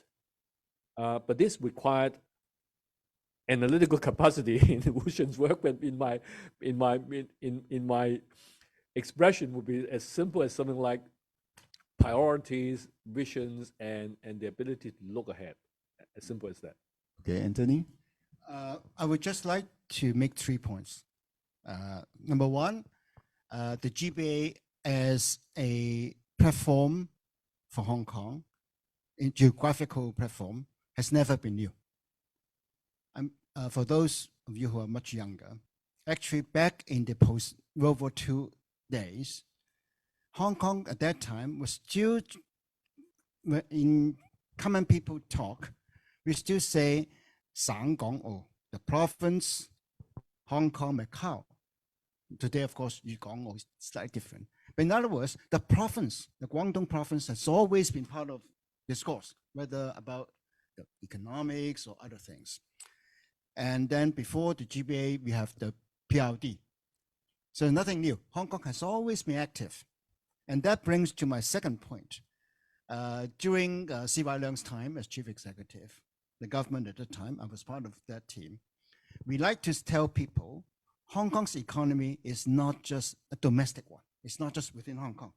Hong Kong has a very active, actually expanding external economy. 體外經濟, 體外經濟. So that part outside Hong Kong, outside the sort of economic body of Hong Kong, is on the mainland, and then other parts of Southeast Asia, Myanmar, and then even East Africa. So Hong Kong has always been good at that. So the question is, are we still doing good in that respect? Or do we need to sort of reinvent our strength, our capacity that way? Number 3, yes, the government in the past have been too low-key, maybe not active enough, not proactive enough. We need the government to be more active. But in terms of Hong Kong, particularly for Hong Kong, I think, in my view, I always use the term MSG. It's not Beijing, MSG. Market comes first, then society, then government. Now, we need to make sure the public policy or the way government operates its regulatory regime doesn't become a hurdle. It doesn't hinder what the market is good at, what society is good at. Government should facilitate. I think that facilitating role is important, but government cannot replace the market. In terms of developing Hong Kong into the future as an active GBA participant, it's not as though government sets KPI and that things will happen. Government's GBI cannot dictate the market. Government's KPI cannot dictate society. So we need society to be enthusiastic. We need the market to be fully motivated. And money will go, the market will go to wherever there is a return. And doesn't need government to tell them. However, government should not prevent them. So public policy in that sense should be a facilitator rather than replacing the market. So on this example of night market, in the past, Hong Kong's night market, Lan Kwai Fong or the Temple Street, it did not emerge out of government intention. It's purely a market phenomenon. So the question is, are people still enthusiastic about Hong Kong's future? If people are still enthusiastic, then there is a market that will be a vibrant society. Okay, so I must say we have to stop here before I close it. Thank you all very much, Heiwai, Anthony, Tai-lok, and Wu Xun for excellent insights and very good discussions. I will end it with a statement instead of a question. I think everyone has to realize the Greater Bay Area planning, as Anthony has said, is a blueprint, is a planning in progress. And things have changed since 2019. Most importantly, Shenzhen's position has been strengthened. And in Xi Jinping's speech, President Xi Jinping mentioned Shenzhen is the important driver of the GBA development. It is very important. It's not said in the original document. And it was given a lot of policy privileges and autonomy since 2019 as the socialist model city.